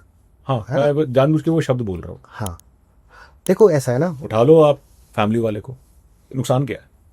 नहीं अगर उसका इन्वॉल्वमेंट है तो उठाएंगे ना, इन्वॉल्वमेंट नहीं है तो क्यों उठाएं. बट सीधी सी बात है ना, मेरी फैमिली को अगर बॉदरेशन हो रही है तो मेरी दो टेंडेंसीज हो सकती है शायद, कि मैं बड़ी जल्दी सरेंडर कर दूं या फिर मैं वो रेबेलियन बन जाऊं. देखो मैं आपको एक बात बताता हूँ. जब आप आर्मी ऑफिसर होते हो, ठीक है, आप किसी भी स्टेज पे कमांडर हो, आप एक राजा हो. आप औरंगजेब नहीं है. आपको राजा बनना है मॉरल राजाओं की तरह, शिवाजी महाराज की तरह राजा बनना है. गलत नहीं करते आप. औरंगजेब थोड़ी बनना है. तू ये मेरी बात नहीं मान रहा तो चल मैं तेरे को स्किन उतार देता हूँ, तू मेरी बात नहीं मान रहा तेरे बीवी बच्चों को मार देता हूँ. We are not like that, we are not like that. जो स्ट्रेंथ पावर लीडरशिप वो यहीं से तो आती है यार, और कहाँ से आती है. बड़ी प्रॉब्लम है. क्यों प्रॉब्लम क्यों है. मतलब जो सॉफ्ट, जो इजीली इंटेरोगेबल है, राइट, वहां पे मॉरल वैल्यूज की वजह से उन्हें टेस्ट नहीं करते. नहीं तो उसको कटना क्या, उसको पता क्या होगा. अरे मैं तो बोल रहा हूँ जो ये टेररिस्ट आते हैं ये गधे होते हैं, इनको सालों को खुद नहीं है पता. उससे सवाल जवाब क्या करना है, ठोको खत्म करो. उससे ज्यादा हमें पता है, वो क्या बताएगा. इनके पास कोई अलग से इन्फॉर्मेशन. तो कुछ नहीं पता होता उनको. ठीक है, गधे हैं वो, साले कुछ नहीं जानते. आपको ज्यादा पता होता है उनको. उनसे ज्यादा पता है, उनको क्या पता है. मतलब बेसिकली आपके लिए कीड़े मकोड़े की तरह है, सफाई करो. हाँ तो हम तो सफाई कर्मचारी हैं. पड़ोस से देश में कचरा आया, हमने झाड़ू लगा दी, उसके पास उसे डिकम्पोज करते हैं जैसे करना. खत्म. हाँ उसको फिर वो गांव वाले अपने आप ही वो गाड़ वाड़ देते. पर गांव वाले कभी कभार उस पर बहुत आक्रोश भी करते हैं. हाँ एक बार हुआ था हमारे साथ. एक ऑपरेशन करा हमने, और ये किया. लास्ट में जो डॉक्यूमेंटेशन वगैरह पुलिस को हैंड ओवर किया, पुलिस ने उठा के उनका वो सरपंच बुला के उसको दे दिया. अब जब हम उतर के आ रहे थे जंगल से बाहर तो गांव वालों ने पूरा रास्ता जाम कर लिया और ना ब्लॉक कर दिया कि ये वो हंगामा ये सब हुआ. तो उनमें वो लोकल लीडर टाइप का एक लड़का था, मैं जानता था उसको, लोकल था हमारा. तो मैं उसको धीरे से इशारा करके अपने पास बुलाया, तो वो साइड से होके आया. मैंने कहा साले तुझे पता है अभी हम कंप्यूटर्स बांटने वाले हैं तेरे गाँव में. बोलता हाँ सर. मैंने कहा तू यही नाम है ना तेरा, बाप का नाम ये है. बोलता हाँ साहब. मैंने कहा अच्छा उसका नाम बताओ, उसका नाम बताओ. उसी से पूछ के मैंने 10 लड़कों के नाम नोट किए. बोलते साहब नाम क्यों नोट कर रहे हो. मैंने कहा इनको कंप्यूटर नहीं देंगे. तो हंगामा कर रहे हो ना साले, मैं फोटो खिंचवा रहा हूँ, जिसका शक्ल दिखी ना उसको नहीं मिलेगा लैपटॉप. 15 मिनट में डिफ्यूज्ड. सबको लैपटॉप चाहिए, कोई ठोकने की जरूरत नहीं. जरूरत ही नहीं है. So it is all changing dynamics of terrorism. But एक बार बताओ, उसमें आई डोंट नो हाउ राइट और रॉन्ग इट इज. कई बार हमें ना व्हाट्सएप पे, सोशल मीडिया में ऐसी वीडियोस देखने को मिलते थे कि एक आर्मी या सीआरपीएफ का जवान जा रहा है मेन कश्मीर में एंड उसको तंग किया जा रहा है. किसी ने बच्चे ने किक मार दी, पत्थर मार दिया, उस पर कमेंट्स कर दिए. ये क्या वाकई में इस लेवल की, क्या कहो इसको, रैगिंग कहो, या इस तरीके से हैरेस किया जाता था एक यूनिफॉर्म सोल्जर को और हम कुछ नहीं कर पाते थे? क्या ये वाकई में होता था? मुझे नहीं पता आप किस वीडियो की बात कर रहे हो, लेकिन अगर ऐसा कुछ है तो वो जवान राष्ट्रीय राइफल्स का नहीं हो सकता. नहीं, विच इज फाइन. हो ही नहीं सकता राष्ट्रीय राइफल्स का. मेरे को नहीं पता. नहीं मैं आपको बता रहा हूँ, वो राष्ट्रीय राइफल्स का हो ही नहीं सकता. क्योंकि आपको नहीं पता राष्ट्रीय राइफल्स क्या है, वहाँ के हर सिविलियन को पता है राष्ट्रीय राइफल्स क्या है. ठीक है. बट ऐसा क्या किसी और पैरामिलिट्री या फौज के साथ आपने होते हुए देखा? मैं या क्या वाकई में हालत इतनी खराब थी कि आपको ऐसी रिपोर्ट्स आती थी कि ऐसा हुआ है? मैंने पत्थरबाजी वगैरह का टाइम थोड़ा सा देखा था, और वहाँ पे सीआरपीएफ बटालियन का भी देखा था. बट मैं उधर न जाके मैं आपको एक बात बताता हूँ. जब पुलिस वाले फंसे तो मैंने निकाले, मैंने मतलब राष्ट्रीय राइफल्स ने. जब डीसी साहब फंसे तो हमने निकाले. हमें किसी ने नहीं पकड़ा, मेरी गाड़ी पे किसी ने पत्थर नहीं मारा राष्ट्रीय राइफल्स के पूरे टेन्योर में. आपको भी नहीं फंसते? नहीं, बात ये नहीं है कि मैं नहीं फंसता, बात ये है कि मेरे से जो पहले राष्ट्रीय राइफल्स में लोग रहे ना उन्होंने सब सॉर्ट आउट किया, वो मेरे लिए पिच ऐसी सॉलिड सही बना के गए कि हमें आना है और बस बैटिंग मारनी है। स्मूथ हाईवे बना के गए हुए। बढ़िया हाईवे बना के हमसे पहले बहुत अच्छा काम करके गए। एंड मैं हमेशा बोलता हूँ कि all the very thanks to जितने भी हमारे सीनियर्स रहे उनको, कि उन्होंने हमारे लिए एक ऐसा ग्राउंड बना के दिया जहाँ पे हम एक्चुअली अच्छा काम इफेक्टिवली कर पाए। एंड अभी भी जो ऑफिसर्स, जो जवान, जो जेसीओज राष्ट्रीय राइफल्स में हैं और बाकी भी सिक्योरिटी फोर्सेस में हैं, ठीक है, सारे जम्मू कश्मीर पुलिस इंक्लूडिंग, ये सब इतना बढ़िया काम कर रहे हैं, तभी चीज़ें हैं। कई बार नैरेटिव आता है कि हमने फौज को खुली छूट दी हुई है। अच्छा, किसने दी? नहीं, पॉलिटिशियन, सरकारें जब बदलती हैं, इलेक्शन जब होते हैं, चेंज होता है, तो ऐसा बोला जाता है। No, I want to understand, and मैं उसके सही या गलत पे ज़्यादा नहीं जाना चाहता, बट कोई कहते हैं कि हमने ये given complete authority to the army और टू द फौज की do whatever is necessary. तो ये जो अथॉरिटी होती है, क्या आपने देखा अपने टेन्योर के टाइम पे कि एक सर्टन पॉइंट पे, सर्टन टेन्योर पे, सर्टन गवर्नमेंट के टाइम पे ये अथॉरिटी कम होती थी, आपको ज़्यादा रेजिलेंट होना पड़ता था, ज़्यादा बदतमीजी टॉलरेट करनी पड़ती थी, एंड सरकार बदली और उसके बाद आपको बोला कि नहीं जी अब तो डोंट टेक एनी नॉनसेंस, जो करना है करो। देखो ये आता है फर्क क्या? मैं आपको इसके बारे में बताता हूँ। कि ये बातें, मतलब मैं इसलिए पूछ रहा हूँ, ये बातें सिर्फ भाषण देने के लिए अच्छी होती है कि वाकई में ग्राउंड में ये चेंज आता है? मुझे लगता है कि इसमें दो एस्पेक्ट है, ठीक है, एक है टेक्टिकल एस्पेक्ट और एक है स्ट्रेटेजिक एस्पेक्ट। फौज किसी पॉलिटिकल एजेंडा के लिए इस्तेमाल करने वाली चीज नहीं होती। ये राष्ट्र की सुरक्षा है ना, security of the country, the nation, वहां पे आता है। As a commander on ground, है ना, जो कंपनी कमांडर्स हैं, बटालियन कमांडर्स हैं, हम लोग जो काम कर रहे हैं और जो कोर कमांडर है, आर्मी कमांडर है, वो जो काम कर रहे हैं उसमें बड़ा डिफरेंस होता है। ठीक है, आर्मी कमांडर को, कोर कमांडर को हो सकता है पीएमओ से, डिफेंस मिनिस्ट्री से फोन आते हो। मेरे पास काम बड़ा सिंपल होता है। मेरा एक किताब है जो मुझे बताती है, एक कानून है जो मुझे परमिशन देता है, उसके बाद ग्राउंड पे जो करता हूं मैं करता हूं। मेरी राइफल पकड़ने के लिए वहां पे कोई नहीं होता, मैं खुद होता हूं। तो अगर मैं गोली नहीं चला पा रहा और मैं बोलूं कि सरकार नहीं चलाने दे रही, डजंट मेक सेंस। या मैं गलत आदमी पे गोली चला रहा हूं फिर बोल रहा हूं सरकार ने करवा दिया, गलत। मुझे ट्रेनिंग क्यों दी? फिर तो किसी को भी बैठा दो राइफल लेके, बैठ जा भैया पहलवान ji. But that's not the case here. यहां पे क्या है, मैं एक स्पेसिफिक रोल के लिए, एक स्पेसिफिक काम के लिए आया हूं। मेरी अपनी गाइडलाइंस है, मेरी अपनी पावर्स, रिस्पॉन्सिबिलिटी एंड अकाउंटेबिलिटी है। मुझे पता है कब, किस पे, कहां कितना फायर करना है, राइट। अब मैं फॉर एग्जाम्पल जम्मू कश्मीर में ऑपरेशन कर रहे हैं, हमारे एरिया में ब्रिज के ऊपर वहां पे दुश्मन आ रहा है, अब मैं वहां ब्रिज उड़ा दूं? ट्रेनिंग तो मुझे ब्रिज उड़ाने की भी है ना। मुझे पता है कौन सा चार्ज कहां पे लगाना है, मैं मारूं और कॉर्डर उड़ा दूं। भाई दुश्मन मार दिया, बट दैट इज रिडिकुलस। वहां पे मुझे राइफल से गोली चलानी है भाई, या मुझे अगर माइन लगानी, मैं क्लेमोर लगाऊंगा, क्लेमोर से उड़ा दूंगा। 2 4 5 10 हैं, मतलब what ever is the number. तो दुश्मन देख के वेपन, टेक्टिक्स और फायर पावर यूज की जाती है ना। ऐसे नहीं होता। तो मुझे कभी किसी सरकार ने न रोका न छोड़ा, सबने वही किताब फॉलो करी है। एट ए ग्राउंड लेवल, मतलब आपको कोई फर्क नहीं पड़ा कि कौन आया कौन नहीं किया? क्या फर्क? You did your operations with complete. वो बड़े बड़े लोग बड़ी बड़ी बातें, हम तो छोटे मोटे वो ना सेवक, तो हम तो सेवा कर रहे थे। नहीं, तो मैं वही पूछ रहा था, जब आप सेवा कर रहे थे, देखो सुनो, से पास 1990s में जब राष्ट्र राइफल बनी तब हमने दुश्मन ठोका। 2000 में, 2010 के बाद में हम लोगों ने ठोका। आज 2025 के बाद में भी लोग ठोक रहे हैं। कब रुकी गोली? कोई फर्क नहीं पड़ता। कब रुकी गोली? कब रुका दुश्मन का मरना? कभी नहीं रुका। फौज तब भी फौज थी, फौज आज भी फौज है, और हम वही रहेंगे।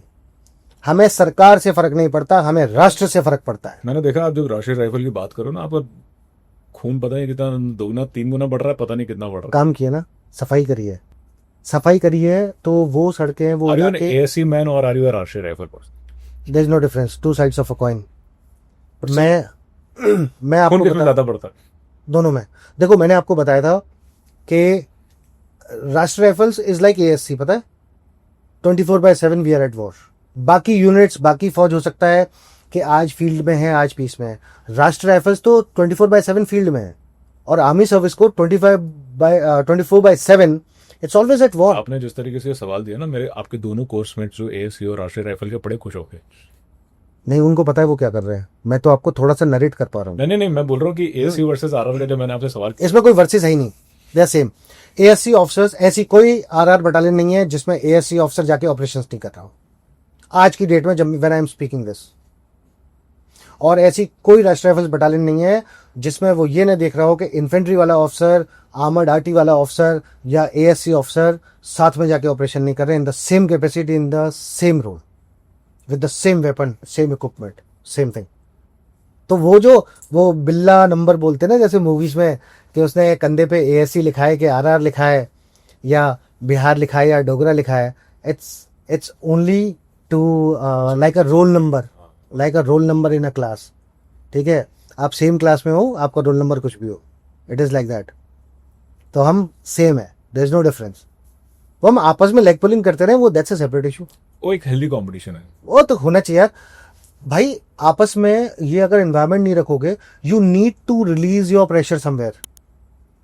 हम आपस में मजाक कर रहे हैं, हंस रहे हैं, that actually helps in building that bond.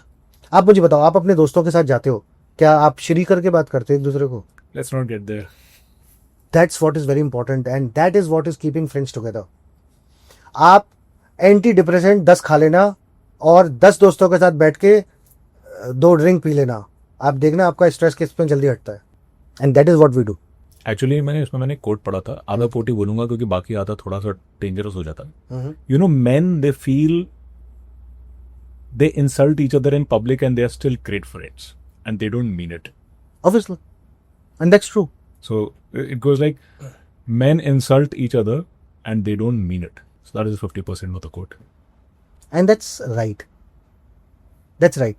And that is something, it's like a glue which keeps us together. अगर मीठी मीठी बातें करनी थी तो उसके लिए दोस्त नहीं चाहिए, और जो हमेशा मीठी मीठी बात कर रहा है वो अच्छा नहीं है। अगर मेरे अंदर कोई कमी नहीं बता रहा तो या तो उसको नॉलेज नहीं है या वो मेरा अपना नहीं है। And I think boys and men, they have a very blunt and वो bromance वाली जो फीलिंग होती है ना, to tell each other. अब टेक्निकली इसका अपोजिट जो होगा कि लड़कियां क्या बात करती हैं वो मुझे पता नहीं, क्योंकि मैं लड़की नहीं हूँ। वो 50% पे नहीं आते ना। नहीं, but I have heard they are also very ruthless. I've come to know from some friends, and that is why हम जो हमारा प्रोफेशन है, we are facing enemy bullets coming on to us, और उसके बीच में हम एक दूसरे से जोक मार रहे होते हैं। And this is what keeps that flame there, and that is what keeps our brotherhood alive. फौजी ऐसे थोड़ी बैंक कर लेते हैं। आप मेरे को बोलो, जिस ऑफिसर को मैंने जिंदगी में कभी साथ काम नहीं किया, आज मुझे अगर ज़रूरत है या उसे ज़रूरत है, हम एक दूसरे को सिर्फ एक फ़ोन करेंगे, भैया ये चाहिए, and we are there for each other. क्योंकि हमें पता है what things we go through and under what circumstances we keep our self discipline, our morals, values in check, we keep ourselves in check.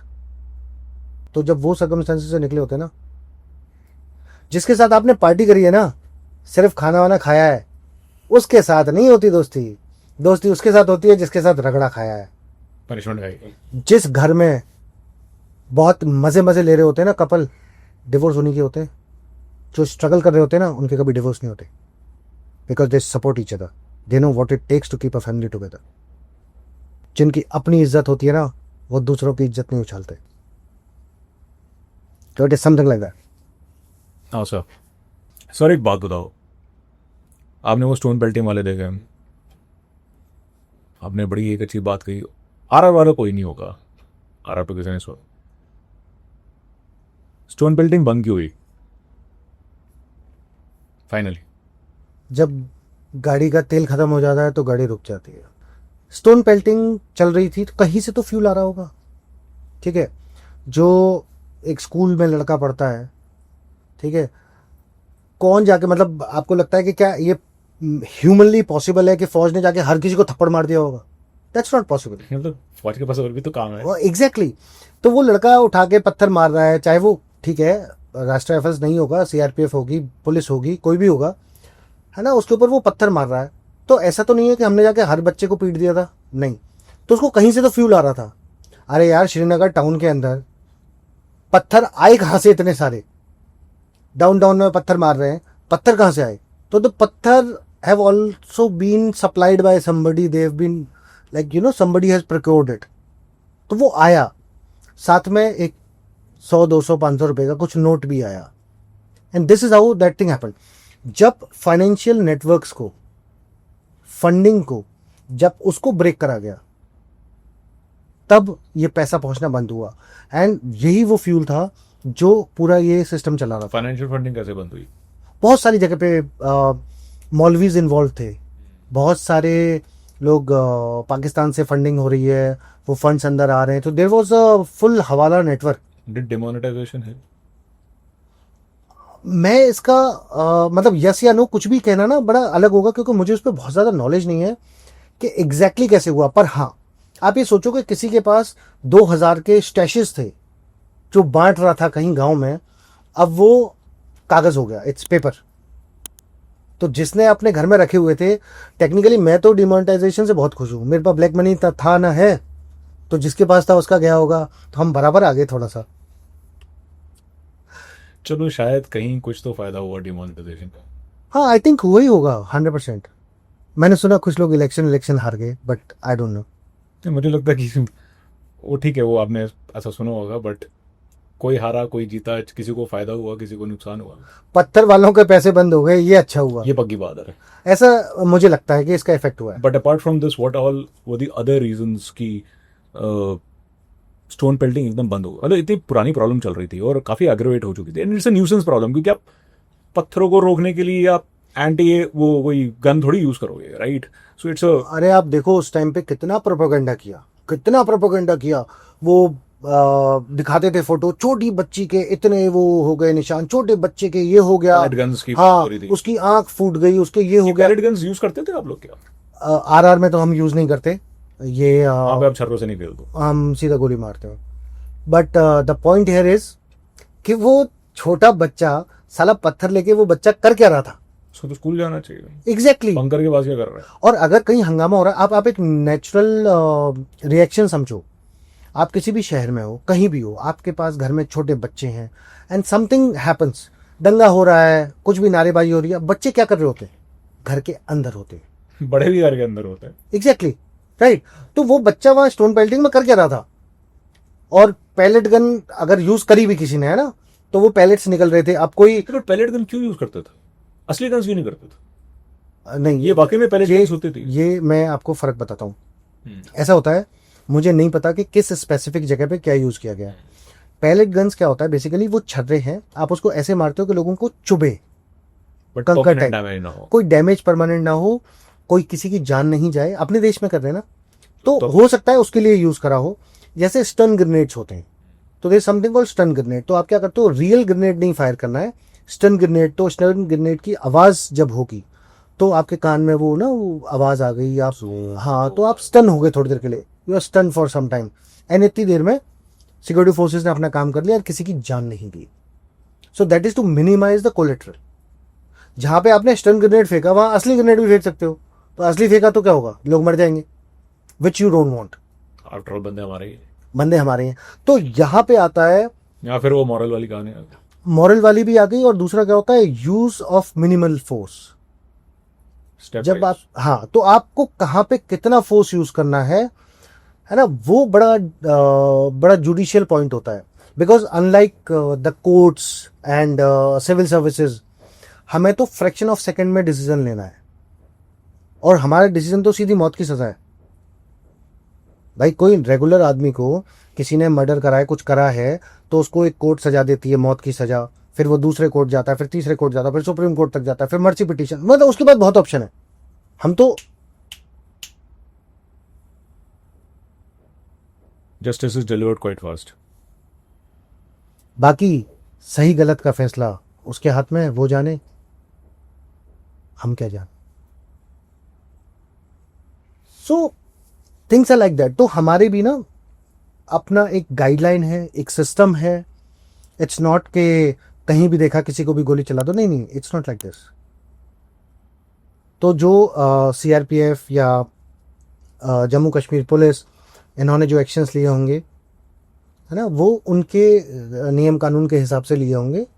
पर जो ये पूरा propaganda चलाया, that was only to damage our image. But as a uniform soldier RRK या कोई भी मतलब कोई भी फोर्स हो, जब ऐसा प्रोपेगेंडा चलता है, does it really affect you और यू आर लाइक मुझे कोई परवाह नहीं, I am so battle hearted कि नहीं, it hurts and it feels? नहीं, इट डेफिनेटली हर्ट्स।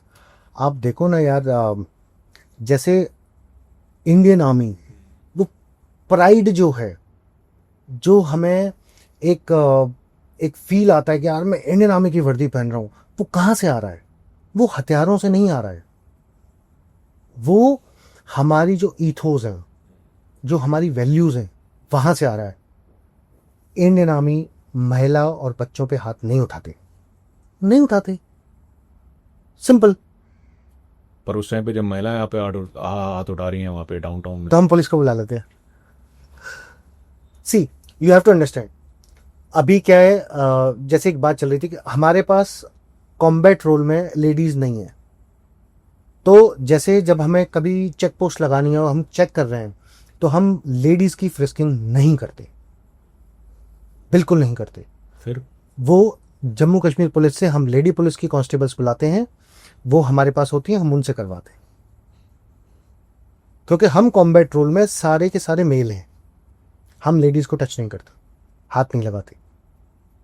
और मुझे spite of having a risk हो सकता है वो लेडी एक ह्यूमन बॉम्ब हो। वैल्यूज के लिए तो रिस्क लेना पड़ता है ना। भगवान राम अगर चाहते तो क्या वो लंका को अकेले जीत नहीं सकते थे? पर उन्होंने प्रोटोकॉल, तरीका, सब कुछ यूज किया, और वहीं से हमने सीखा कि पुरुषोत्तम क्या होता है, एन आइडियल मेल क्या होना चाहिए। ये हम भगवान राम को जब पढ़ते हैं तो हम सीखते हैं। तो हमारी जो सेनाएं हैं वो वहीं से डिसेंड होके आ रही हैं, हम वहीं से आ रहे हैं।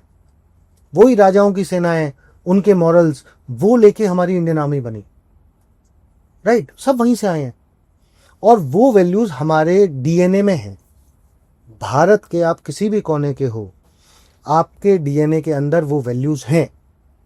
तो चाहे कोई, जो लोग उल्टा सीधा बोलते भी है ना, in the hearts of heart, in the core, वो जानते हैं कि सही चीज क्या है। तो उसके लिए रिस्क लेना पड़ता है कभी कभी, ठीक है, वो रिस्क हम लेने को तैयार हैं। पर वर्दी का, सेना का नाम खराब नहीं होना चाहिए, दैट इज वेरी इंपॉर्टेंट।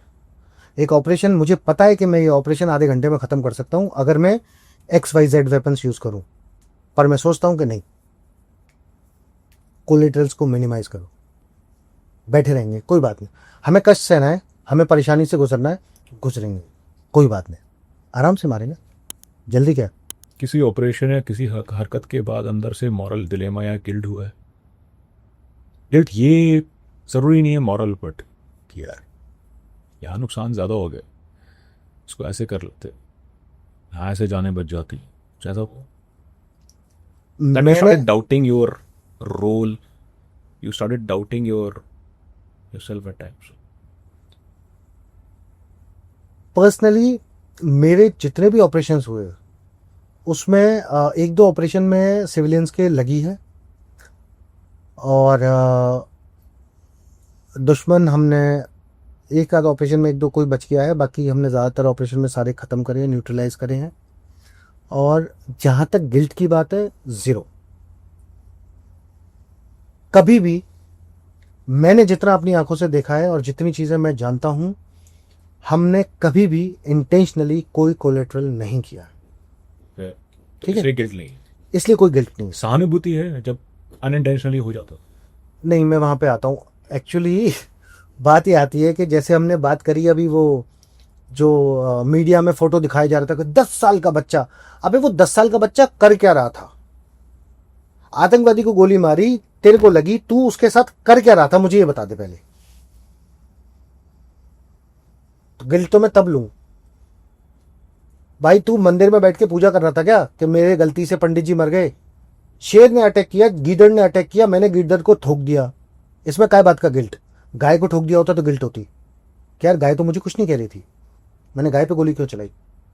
पर जो वो भेड़िया मेरे ऊपर कूद रहा है उसको तो ठोकूंगा मैं यार, वो पाकिस्तानी मेरे घर में आता है, वो हथियार लेके मेरे घर में आ रहा है, वो मेरी जगह पे अपना हथियार, अपना मतलब वो कंट्रोल लेने की कोशिश कर रहा है, कैसे अलाउ कर दूं? पूरे देश ने 140 करोड़ लोगों ने विश्वास करके मुझे वहां पे बिठा रखा है, एक वर्दी मैंने पहनी हुई है जिसका हर कोई सम्मान कर रहा है, तो मैं उसको कैसे अलाउ कर सकता हूँ? उसको तो ठोकूंगा ना साले को। तो गिल्ट किस बात का? मैंने तो सही काम किया।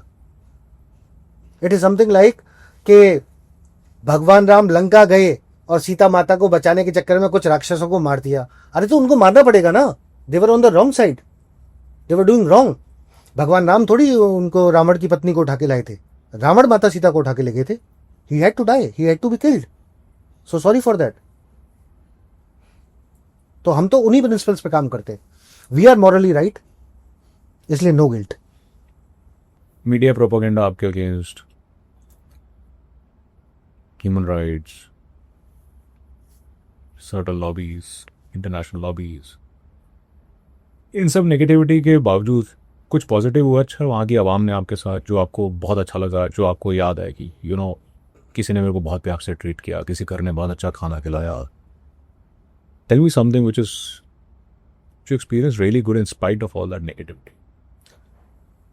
मैं हमेशा एक बात बोलता हूं कि जब कोई आतंकवादी आके वहां पे कुछ करता है तो उसको कोई ना कोई लोकल है जो सपोर्ट करता है, और जब फौज उसको ठोकती है तो भी कोई ना कोई लोकल होता है जो हमें खबर देता है। सबसे पहले तो ये चीज़ क्लियर होनी चाहिए। कश्मीर में मुझे लोगों से इतना प्यार मिला है कि मुझे बहुत सारे लोग तो अपना परिवार लगते हो। ऐसे बहुत सारे घर हैं, मैं नाम नहीं लूँगा क्योंकि सही नहीं होता सोशल मीडिया पे, पर ऐसे बहुत सारे घर हैं जिनमें मैं उनके घर के बच्चे की तरह गया हूँ, जहाँ बैठ के मैंने खाना खाया है, जहाँ मैं पूरी फैमिली के साथ सेम कंबल में पैर डाल के बैठा हूँ। जहाँ पे कश्मीर में नॉर्मली लेडीज़ आपसे बाहर के लोगों से बात नहीं कर रही होती हैं, वहाँ मैं पहुँचूँ और आदमी नहीं अगर घर में, तो भी उस घर में मेरे लिए चाय बनती थी। मैं ऐसे घर कैसे भूल जाऊँ? आदमी को कोई ऑब्जेक्शन नहीं था। मैं फैमिली था उनके लिए, मैं फैमिली था। मैं एक घर में जाता हूँ, वहां एक बूढ़ी बुजुर्ग लेडी बैठी है, वो मेरे सर पे हाथ रख रही है, मेरे पैर में मोच आई, और वहां पे एक लड़का बड़ा ग्रोन अप, ठीक है, मेरा शू उतार के और मेरे पैर को मालिश कर रहा है। मैं उसको बोल रहा हूँ यार क्या कर रहा है भाई? बोलता अरे सर 2 मिनट में ठीक करता हूँ। राइट। वहां पे लड़कियां मुझसे फोन करके पूछ रही हैं कि सर बताओ मैं 12th कर रही हूँ, अभी मैं क्या पढ़ाई करूं। जहां परिवारों में छोटे बच्चे मुझे अपना समझ रहे हैं, ठीक है, मैं अभी भी जाता हूं कश्मीर, जो बच्चा जो बच्ची मेरे को हक करके और रो रहा है कि आप बहुत दिन बाद आए, ठीक है, और मुझसे अधिकार से पूछता है सर मेरी चॉकलेट किधर है, आप दिल्ली से चॉकलेट लेके आते हो। तो मेरे तो ऐसे रिलेशंस भी रहे हैं लोगों के साथ, बहुत प्यार। मैं एक ऐसा टाइम था जब हमारी बटालियन बहुत एक्टिवली इन्वॉल्व थी, बहुत सारे ऑपरेशन चल रहे थे, और इतनी इन्फॉर्मेशन, इतनी खबर आ रही होती थी, पुलिस, हम, सीआरपीएफ सब लगे हुए हैं सब में काम में, और वहाँ पे मैं बिना वेपन के भीड़ में आराम से शहर में मैं घूम रहा हूँ, मैं लोगों के घर में जाके लोकल डिशेज़ में खा रहा हूँ, लोग मेरे लिए स्पेशल खाना बना के मुझे खिला रहे हैं। ये सब प्यार मोहब्बत की बातें हैं, और ये नागरिकों में होनी चाहिए। एंड दिस इज समथिंग जो मेरा जो विश्वास है, और जो मेरे जैसे बाकी लोगों का विश्वास है देश का, कि जम्मू कश्मीर भारत का अभिन्न अंग है, वो यहीं से आता है। ये बात इंपॉर्टेंट ये नहीं है कि दिल्ली में कह रहा है कोई कि कश्मीर हमारा है। बात तब है कि जब वो कश्मीरी अंदर बोलता है कि साहब मेरी जेब में भी तो गांधी जी वाला नोट है, जितना भारत आपका उतना मेरा। जो मेरे साथ ऑपरेशंस में बैठ के सिविलियन जा रहा है, जिसने मुझे खबर दी है, अपना सब कुछ रिस्क पे डाल रहा है, वो मेरा अपना है। And experience all that. I have experienced all that. Favourite Kashmiri food? रिश्ता। रिश्ता किसी ने घर में बना के खिलाया? तो कोई बहुत सारों ने, बहुत सारों ने, बहुत लोग हैं, किसी एक का नाम नहीं ले सकता, बहुत सारे लोग हैं। ऐसे भी लोग हैं, जब मैं कश्मीर जाता हूँ मैं उनको फ़ोन करके बताता हूँ मैं कल आ रहा हूँ, परसों आ रहा हूँ, जब भी मेरी फ़्लाइट, तो ऐसे लोग हैं जो मुझे रिसीव करने के लिए श्रीनगर एयरपोर्ट पे होते हैं, और उनके घर में मेरे लिए खाना बन रहा होता। With all due respect to all the females, कभी हनी ट्रैप की वहाँ का, मतलब कोशिश नहीं की किसी ने ड्यूरिंग दी ऑप्स और during those times? Did you feel that somebody was trying to do that. हाँ, जैसे आपने भी बोला ना कि गुड लुकिंग हो, ये हो, वो हो, जब भी कोई ऐसे बोलता है मैं शीशा देख लेता हूँ, तो आइडियाज क्लियर हो जाते हैं. वेल, हमारे पास है क्या? हमें क्या हनी ट्रैप करोगे? एक But attempt to ऐसे हुआ है क्या? लगा आपको ये? किए होंगे लोगों ने. मैसेजेस तो बहुत सारे बहुत तरीके के आते थे. एंड कुछ पैटर्न होता है? ये तो ब्यूटी है कि पैटर्न बड़ा खतरनाक होता है, आपको समझ नहीं आएगा. But I think thanks to certain security and intelligence agencies कि उन्होंने कश्मीर में मेरे तीनों मोबाइल टैप करे हुए थे. एंड वो सब मेरे दोस्त थे, तो मुझे बता भी देते थे कि सर मतलब ध्यान से, हम सुन रहे हैं. वेल, वो नहीं भी बताएं तो आपको पता होना चाहिए, you should always be on safe guard. जब आप ऑन ड्यूटी होते हो, मैं प्रैक्टिकली बताता हूँ, and may be this might help some फौजीज ऑल्सो. दुश्मन के इलाके में दुश्मन कम होते हैं, अपने इलाके में ज़्यादा होते हैं. मैंने गहरी बात कही है, सोच के देखना. आपकी पॉकेट वो काटता है जो आपके बहुत पास होता है. जो रैंडम लोग आपको मैसेजेस कर रहे हैं ना, आप मैसेज कर रहे हो, बात कर रहे हो, ठीक है, ये ध्यान रखो कि वो लाइन कहाँ क्रॉस हो रही है. मुझे एक बार एक बात याद आती है, राष्ट्र राइफल्स में ही था, हम किसी ऑपरेशन पे जा रहे थे. मुझे किसी रैंडम व्यक्ति का कॉल आया मोबाइल पे, बहुत प्यारी सी आवाज़ में. उसने कुछ कुछ बोला. उसने बोला कि सर आपसे मिलना है. मैं कहा नहीं, आज मैं नहीं मिल सकता आपसे, मैं बिजी हूँ. तो उसने बोला क्यों सर, आप भी वहाँ जा रहे हो क्या, उस जगह का नाम लेके. मैंने कहा आप भी का मतलब क्या, और कौन जा रहा है. उसने गलती से, शायद उसके मुंह से निकला, उसने मुझे कुछ लोगों का नाम दिया ऑफिसर्स का, कि अरे सर वो भी गए, ये भी गए. मैंने कहा अच्छा, तुझे कैसे पता. मैंने कहा मुझे नहीं पता, मुझे भी जाना था उस ऑपरेशन में. तुम्हें मूवमेंट कैसे पता? एग्जैक्टली. हालांकि वो जेन्यून व्यक्ति थे जो थे, क्योंकि बाद में उन्होंने कुछ अच्छी इन्फॉर्मेशन भी दी और मैं उनसे मिला भी, और उनको कुछ हमारी बटालियन की तरफ से इनाम भी दिया, कैश दिया, वो भी मैंने अपने हाथ से दिया, और जो भी चीज़ें देनी थी ये सब दिया. लेकिन उस दिन मेरे कान खड़े हो गए. तो आप इस चीज़ के लिए अलर्ट रहो. जब हम राष्ट्र राइफल्स में या ऐसी जगह पे बैठे होते हैं ना, हम जनरली अलर्ट होते हैं. प्रॉब्लम तब आती है जब हम दिल्ली एयरपोर्ट पे लैंड कर जाते हैं और हम दिल्ली की सड़कों पे होते हैं और हम सोचते हैं कि हर कोई हमारा दोस्त है. प्रॉब्लम वहाँ होती है, पॉकेट वहाँ काटी जाती है. तो उस चीज़ के लिए केयरफुल रहना बहुत ज़रूरी. सर, JNK से दिल्ली आते हो, फॉरवर्ड एरिया से पीस एरिया में आते हो, आर्मी से सिविल में आते हो. How do civilian treat for you? Do they really care? और ठीक है, जब काम है तो उस टाइम पे तो बहुत बातें करेंगे, सब कुछ है, उसके बाद क्रिकेट मैच भी फिक्स हो है.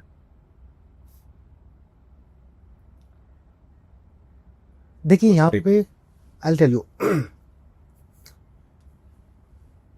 मीडिया, सोशल मीडिया पे तो बहुत प्यार मिलता है, लेकिन फिर क्या होता है कि एक दिन श्रीनगर एयरपोर्ट पे एक CCTV फुटेज आपको रिलीज़ करी जाती है और बताया जाता है सेना के एक बहुत बड़े अधिकारी ने स्पाइस जेट के कर्मचारियों को 4 को पीट दिया, इसके मुंह से खून आ गया, उसकी कमर की हड्डी टूट गई, उसको ये हो गया.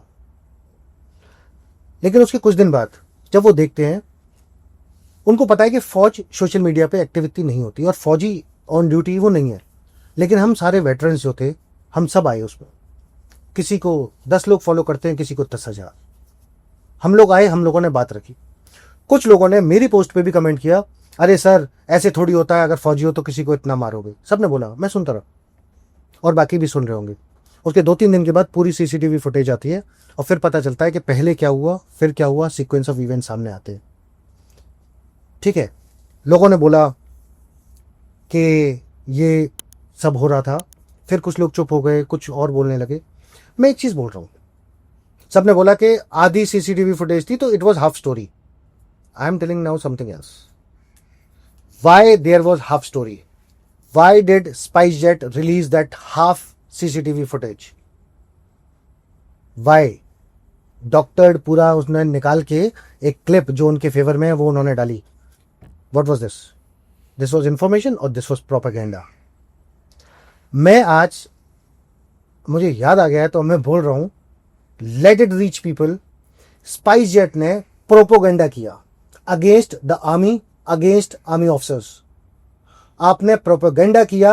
आपके पास जब एक्सेस थी सीसीटीवी फुटेज की तो आपने उतना ही क्लिप क्यों डाला which shows army in a bed light?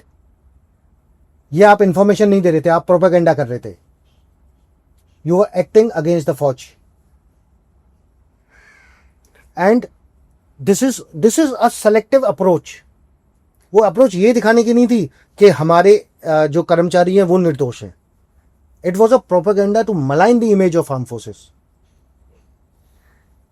ये डिफरेंट फेजेस ऑफ थिंग्स है जो हो रही है अगेंस्ट आर्म फोर्सेस. अगर आपको देश को कमजोर करना है, आप आर्म फोर्सेस को कमजोर कर दो. आर्मी का काम है लड़ना, आर्मी का काम है मरना. नहीं है, नहीं है भाई साहब, हमारा काम मरना नहीं है और हमारा काम सिर्फ लड़ना नहीं है. जब भी सिस्टम्स फेल हो जाएंगे, army will come for the rescue of the nation. जब तक एक भी भारतीय सेना का, तीनों सर्विसेज का, एक भी सिपाही से लेके जनरल तक एक भी अगर जिंदा है ना, तब तक देश जिंदा है. हम आखिरी दम तक लड़ते हैं, till the last man standing.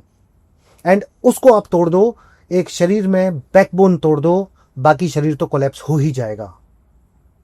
Spice jet ने प्रोपोगेंडा किया है. यह बात एक अफसर की नहीं है, वो सब तो अलग चीजें हैं. आप सोचिए, मैं हूं फॉर एग्जाम्पल, मैं अभी यहां से बाहर निकलता हूं, कोई व्यक्ति मेरे से अल्टरकेशन हो जाता है, बहस हो गई, उसने मुझे मारने की कोशिश की, मैंने उसे मारा. मैं ट्रेन सोल्जर था, मैंने थोड़े ज्यादा मार दिए, समझ में आ गया. लेकिन अब एक आदमी एक साइड की इमेज लाके रखता है बाहर, सीसीटीवी फुटेज, हर कोई विश्वास कर लेगा, राइट? अरे भैया सीसीटीवी में दिख रहा है, झूठ थोड़ी होगा. पर वो गलत था, पूरा सच नहीं था.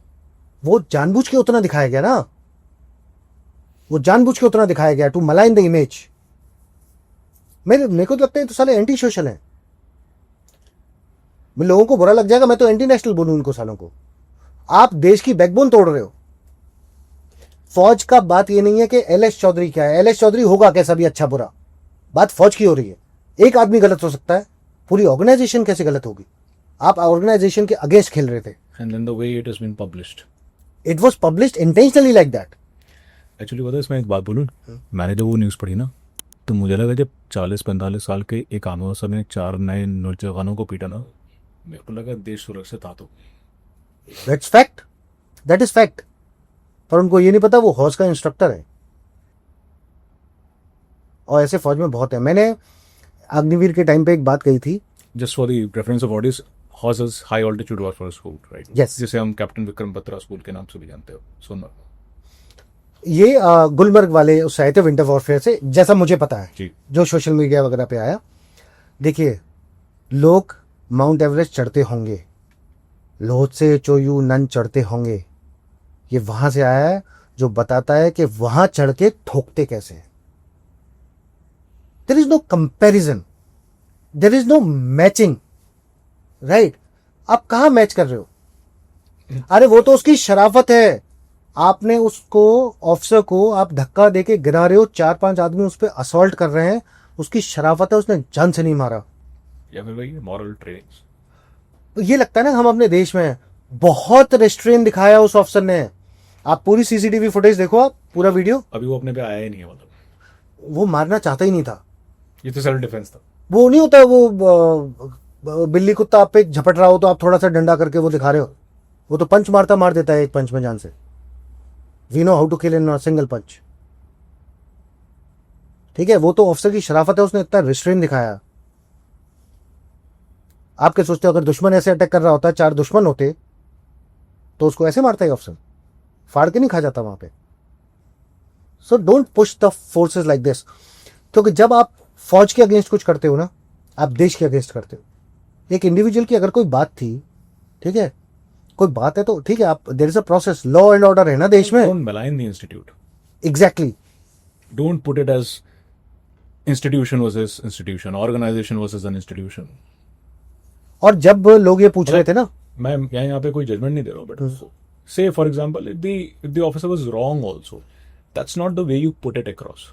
मैं उस पे भी आता हूँ. पता है, जब मैंने पोस्ट डाली थी इंस्टाग्राम पे, तो लोगों ने बोला अरे सर आपको नहीं पता, आपको नहीं पता. मैं कहा मुझे सिचुएशन नहीं पता, मुझे सीन नहीं पता, पर मुझे ये पता है कि वो इंडियन आर्मी का ऑफिसर है और मुझे पता है इंडियन आर्मी क्या है. मैंने नमक खाया है, रोटी खाई है इंडियन आर्मी की, मुझे पता है अंदर क्या है. और सिर्फ मुझे नहीं पता, उन सारे वेटरन्स को पता था जिन सब ने पोस्ट डाली. मैंने लेफ्टिनेंट जनरल्स देखे पोस्ट डालते हुए. It was nice to see everybody united. There is a reason behind it. हमें पता है ना, हमें पता है हमारा अफसर क्या कर सकता है, क्या नहीं कर सकता, क्या सिचुएशन रही होगी. हमने वो सारी चीजें देखी हैं. हमें पता है, हमें पता है कि अगर कोई ऑफिसर ने ओवर भी कर दिया तो वो क्या किया होगा, क्यों किया होगा, कैसे किया होगा. हमें पता है चीजें. You know the tolerance limit. हमें पता है, राइट. और ऐसा कोई ऑफिसर नहीं है. हर ऑफिसर वहां से चाहता है यार मैं फ्लाइट में बैठूं, भैया चला जाओ. कर यार तो. और ज्यादातर ऑफिसर पता है क्या होते हैं, वो फ्लाइट में बैठेगा चुपचाप से, वो कोई रिफ्रेशमेंट आएगा वो खाएगा और फट से सो जाएगा. और सीधा मैं दिल्ली पहुंचू, मैं घर जाना है, थोड़ी सी छुट्टी मिली है, थोड़ा सा मेरे को टाइम है, राइट. कोई नहीं चाहता है ऐसी इन चीजों में पढ़ना. यार वो लड़के ही तो आ रहा है और वो हौज में वहां पे लड़ना ही तो सिखा रहा है यार, तुम उससे क्या लड़ोगे. So one is to understand that. So on a closing note, बहुत जज्बे से आपने बात की, बहुत अच्छे से हमने बात की, right. There's an enemy on that side and there's enemy within the state. So is the force, so are the countrymen अब जैसे जो वहाँ पे प्रोटेक्ट कर रहे हैं, right. What is your message for people within India, like me or like anybody? How should we make our country strong? And इसको हम अंदरूनी और बाहरी खतरे से कैसे बचाएं? देखो बड़ी सिंपल सी आपको बात बताता हूँ 2 पॉइंट्स में. एज अ सिटीजन, है ना, आप देश में अंदर हो, सबसे पहले तो आप विजिलेंट रहो. मैं अमेरिका में देखता था, वो लिखा रहता था कि इफ़ यू सी समथिंग से समथिंग. अगर आपको कोई भी चीज़ सस्पिशियस दिखती है ना, सब टीवी न्यूज़ सब देखते हैं, सब हम डिटेक्टिव सीरीज देख रहे होते हैं, कुछ भी चीज़ दिखती है आपको जो ऑफ है, आप नियरेस्ट पुलिस स्टेशन में पुलिस को आप बताएं. हाँ, पुलिस का काम सबसे पहली चीज़. दूसरी चीज़, जो फौजी आपके लिए लड़ रहा है जाके दुश्मन से, चाहे वो बॉर्डर पे लड़ रहा है, देश के अंदर लड़ रहा है या देश के बाहर लड़ रहा है, थोड़ा सा ध्यान रखो कि उसका ध्यान अपनी ड्यूटी पे रहे, अपने पीछे घर की तरफ ना रहे. अगर वो घर के लिए सोचेगा तो देश के लिए कौन सोचेगा. तो जो फौजी काम कर रहा है देश के लिए, ध्यान रखो कि देश के अंदर जो उसका घर है, छोटा सा एक उसका भी घर होगा, किसी गांव, किसी कस्बे, किसी शहर से वो आया है, तो वहाँ पे भी सेफ रहे. जब उसकी कोई ज़मीन घेरता है, किसी किसान परिवार से एक लड़का जो फौज में है, उसकी ज़मीन घेर ली किसी बाहुबली ने, आप लोग उसकी मदद करो. And that goes to police also. कोई फौजी छुट्टी आ रहा है, कहीं आ रहा है, ठीक है, कई बार है वो अगर ट्रेन के दरवाजे पे बैठ के आ रहा है तो आपका अपना है, याद रखना, क्योंकि जब बाढ़ आती है तो वो ही बोट लेके आता है. वो ना आपसे जात पूछता, ना धर्म पूछता, ना उम्र पूछता, ना जेंडर पूछता. वो देखता है मैं किसको कैसे बचा सकता हूँ. जब केबल कार टूटती है तो भी फौज जाती है. तो आप उसको इतना स्ट्रांग रखो पीछे से कि वो सिर्फ बाहर के दुश्मन की सोचे, वो ये ना सोचे कि उसके पीछे उसके घर में कौन डकैती कर रहा है. सो कंट्रीमैन शुड बी ऐसी कि हम पीछे खड़े हैं. Has to be. एंड वहीं से ताकत आती है, ताकत वहीं से आती है. ग्रेट सर, इट वाज बहुत लंबी, बहुत विविध टॉपिक्स पे बात हुई. आपके करियर के बारे में, एनडीए की मस्ती के बारे में, वहाँ की punishment drills, you move to counter insurgency areas, RR के बारे में, कंट्री के बारे में, अनफॉर्चुनेट नैरेटिव्स जो बिल्डअप होते हैं, एंड उसमें जो आपके वन लाइनर्स जो बहुत ही सुंदर, बहुत ही अच्छे तरीके से आपने दिए. Thanks a lot for coming and I hope आपको ये बात करना अच्छा लगा होगा एंड अपने भाव प्रकट करना अच्छा लगा होगा. But thanks a lot for coming over here and it was a great afternoon that I spent with you today. And Jai Hind and God bless to you. Thank you very much. It's been pleasure being here with you. बड़ा मज़ा आया, बहुत सारी हमने बात की. मज़ा आया आपके साथ बात करके. Okay, next time will spend even a longer time. इस बारी भी मैंने वैसे आपका टाइम ज़्यादा ले लिया. ठीक है ना. Thanks a lot. Thank you. Good day. It was great.